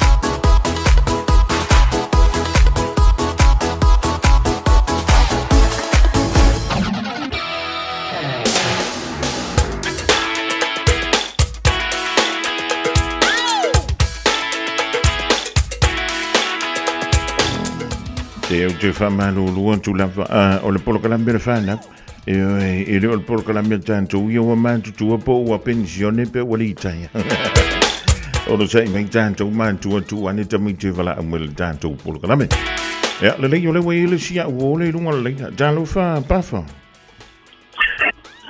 talo fa o moi oi manuia fa sai ya sai anu le on arriba. Yes. What did you get up to at school today? I did sports. Yes, what sort of sports did you play? I did netball and rugby. Netball and rugby. Wow, that's a great combination. Which one is your favorite? Netball. Netball. Wow. And did your team win today? Yes. What was the score? 24-0. 24-0. Oh my gosh. Congratulations. Well done. Now, o ile aulea New Zealand na champini I LA ana leila afa mulemu. Kiwi parents. The kiwi ferns. The kiwi ferns. Are you sure? Yes. You don't want to change it? No. Very good. Well, that's close enough for me. We've got the black ferns. The black ferns, sevens. The other ones who triumph over Australia by 31 points to 7. Any homework for you tonight, Papa? Yes. What homework do you have? Math. Maths and? Reading. And reading. Are you going to do it now or later on? Later on. Later on, okay. Well, thank you very much for your call. Listen out for our draw this Friday. You will find out who's going to be the winner, okay? Okay, thank you. And thank you, Dan, for allowing you to give us a call, okay? Okay. Ja, maar wie heb je hier? Yeah, so fast. Okay, man, ain't that beautiful? Okay, semana. Ja, tau mawhaila ngana Samoa. Ora bepi tosidi ana na tawa. Ila ufa longo tu yang tau le whanau. Se pe kau pangu ana wha Samoa. Ole wha Samoa. Well, tayat, ja, Mika, elanga te leo fitu. Ja, mapafale na wala umila. So, tanto toi filo ila so lulu ali tamaiti ile programa officiali matali. Ole ase Antoine. Ile think a minute. Just think a minute. It could change everything.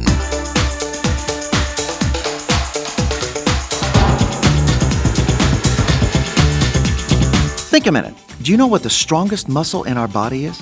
Would you believe that it's also one of our smallest muscles? In fact, it weighs only 2 ounces.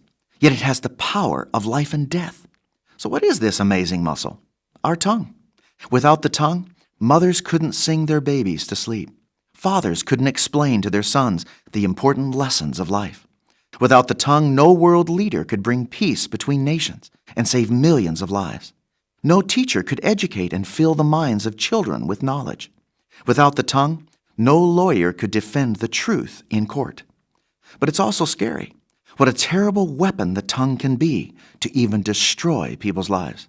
We can use it like poison to infect others with gossip that ruins a person's reputation. You know, we can tame huge, powerful wild animals like elephants, whales, and tigers, but we still can't tame that little muscle in our mouth. Obviously, we need some kind of training program for this wild beast called our tongue. And the first step is to think first. Before you start moving your lips, stop and think about what you're going to say. Is it true? Is it kind? Is it necessary? The second step is to talk less. You have a far less chance of hurting others and yourself if your mouth is open less. Become known for the quality of your words rather than the quantity. And thirdly, start today. Let's put a muzzle on our mouth right now. Remember, a bit of love is the only bit we need to bridle our tongue. There's a tombstone in an English graveyard that reads, "Beneath this stone lies Arabella Young, who on the 24th of May began to hold her tongue." Obviously, if it takes our death for us to control our tongue, it's too late. So why don't you ask Jesus to forgive you for the wrongs and hurts you've caused your family and friends with your tongue and words? Then ask Him for His power and help to start changing and controlling your heart, since it's your heart that controls your tongue. Just think a minute. If you'd like a free CD of our top...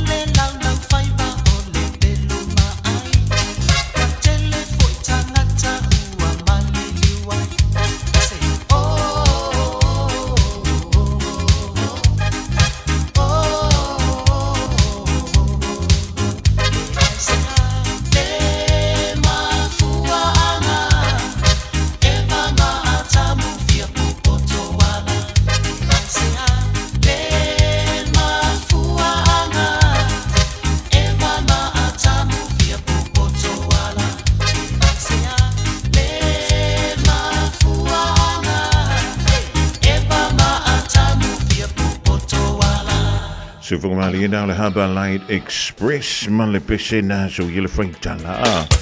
Yoi, Alamasabito Silian and a Malosi Tono Tato Tino Lelo. Tolungan Twile Polcalamidal, I think a minute illy for Ifiafi, all the ansung of Fua Elangatilia, what Tolungan Twin Melamanto Polcalamidal, Silimatali, Mole found out. Il de ja zo lang weer maar als ziel voor de afvoer. Ja, alle ankels print zijn boven jullie met ja voor de ankel anti maleus zo een favor lomje. Toninga mo eigen family reunions aan daar allo pole alava. En verder CCA long alle Facebook UNKOZ PRINTZ. Ankels malazid UNKOZ PRINTZ. Wat je te van nou lenen wel mij. Ja, we zien het lele mo me la van tom voor mij la solulu aan sabeen. Ja, tot talent we voor de tijd to lene maar wil die Jaffi waar ai zou me al van molo tida. Lees me silien toen mij lolo sta ja to mij. Ja, maar toen zie hij oi ja la oi kaart. Sa huni lele, teu vat lele. Ja, onole sa tu wole lotu. Ja, daar lole avie lo tida. Ja, maar van je la sa tida. Ah. Ja, de link van tik maar toe van afdoen nou ting me wel mee. To mij. Maar we voor hier vinger maar langer. Al die je vindt dat ik veel ile solulu. Alofat. Ja, en we tellen ja. Leer zo aan jou ile ook aan. Radio Samoa. Taslima Ivatolu. Amo.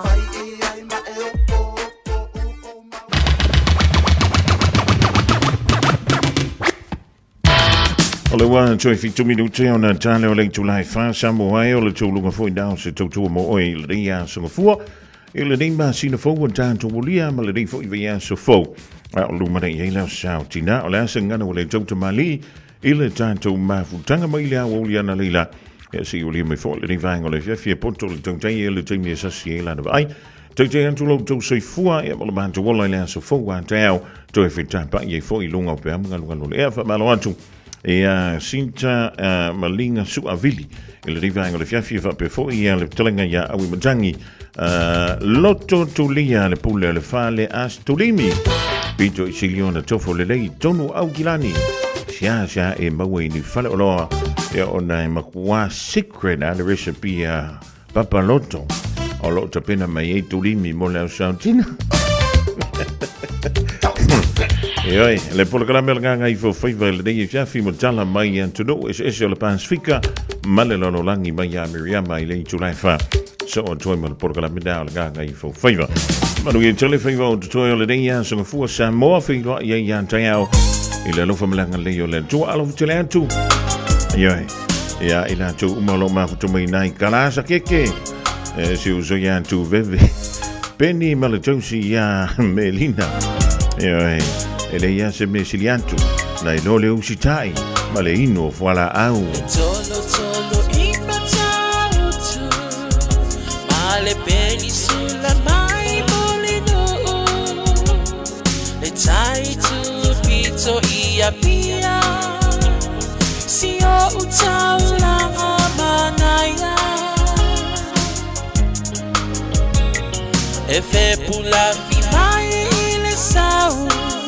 O ata uma o fetu o le lani. E sulungi ya umasia uhani. A o masa vali vali. Le masina se I esu solo. Ya Samoa no uatulu. Se I fai mafia.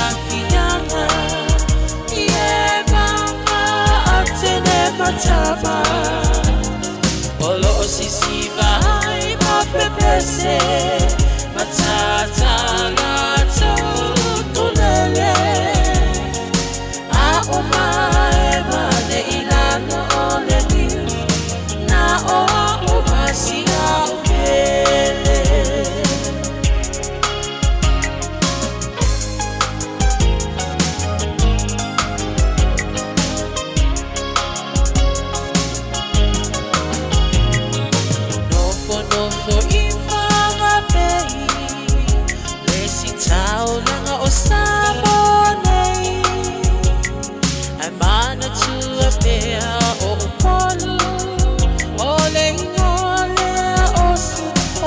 loto Ele mawhai hama o na ngalo Le tape tape mali o mai singano Olo o nofo nofo ai tine matama yung alona awala lau papa Le pasina se I esu solo Ia samo alo uatulu Se I vai mafia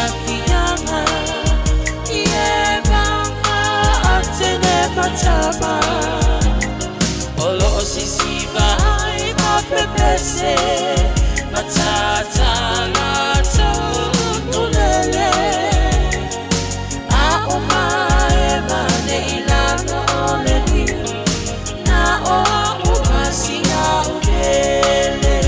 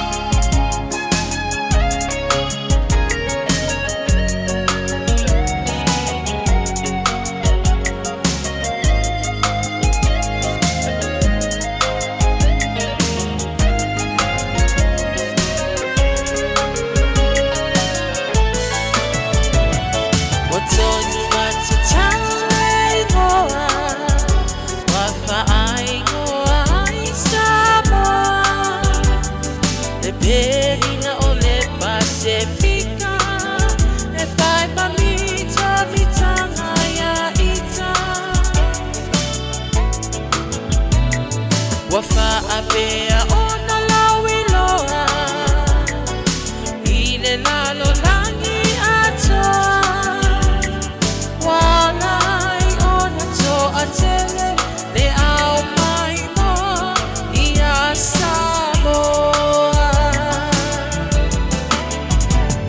Le masina se I esu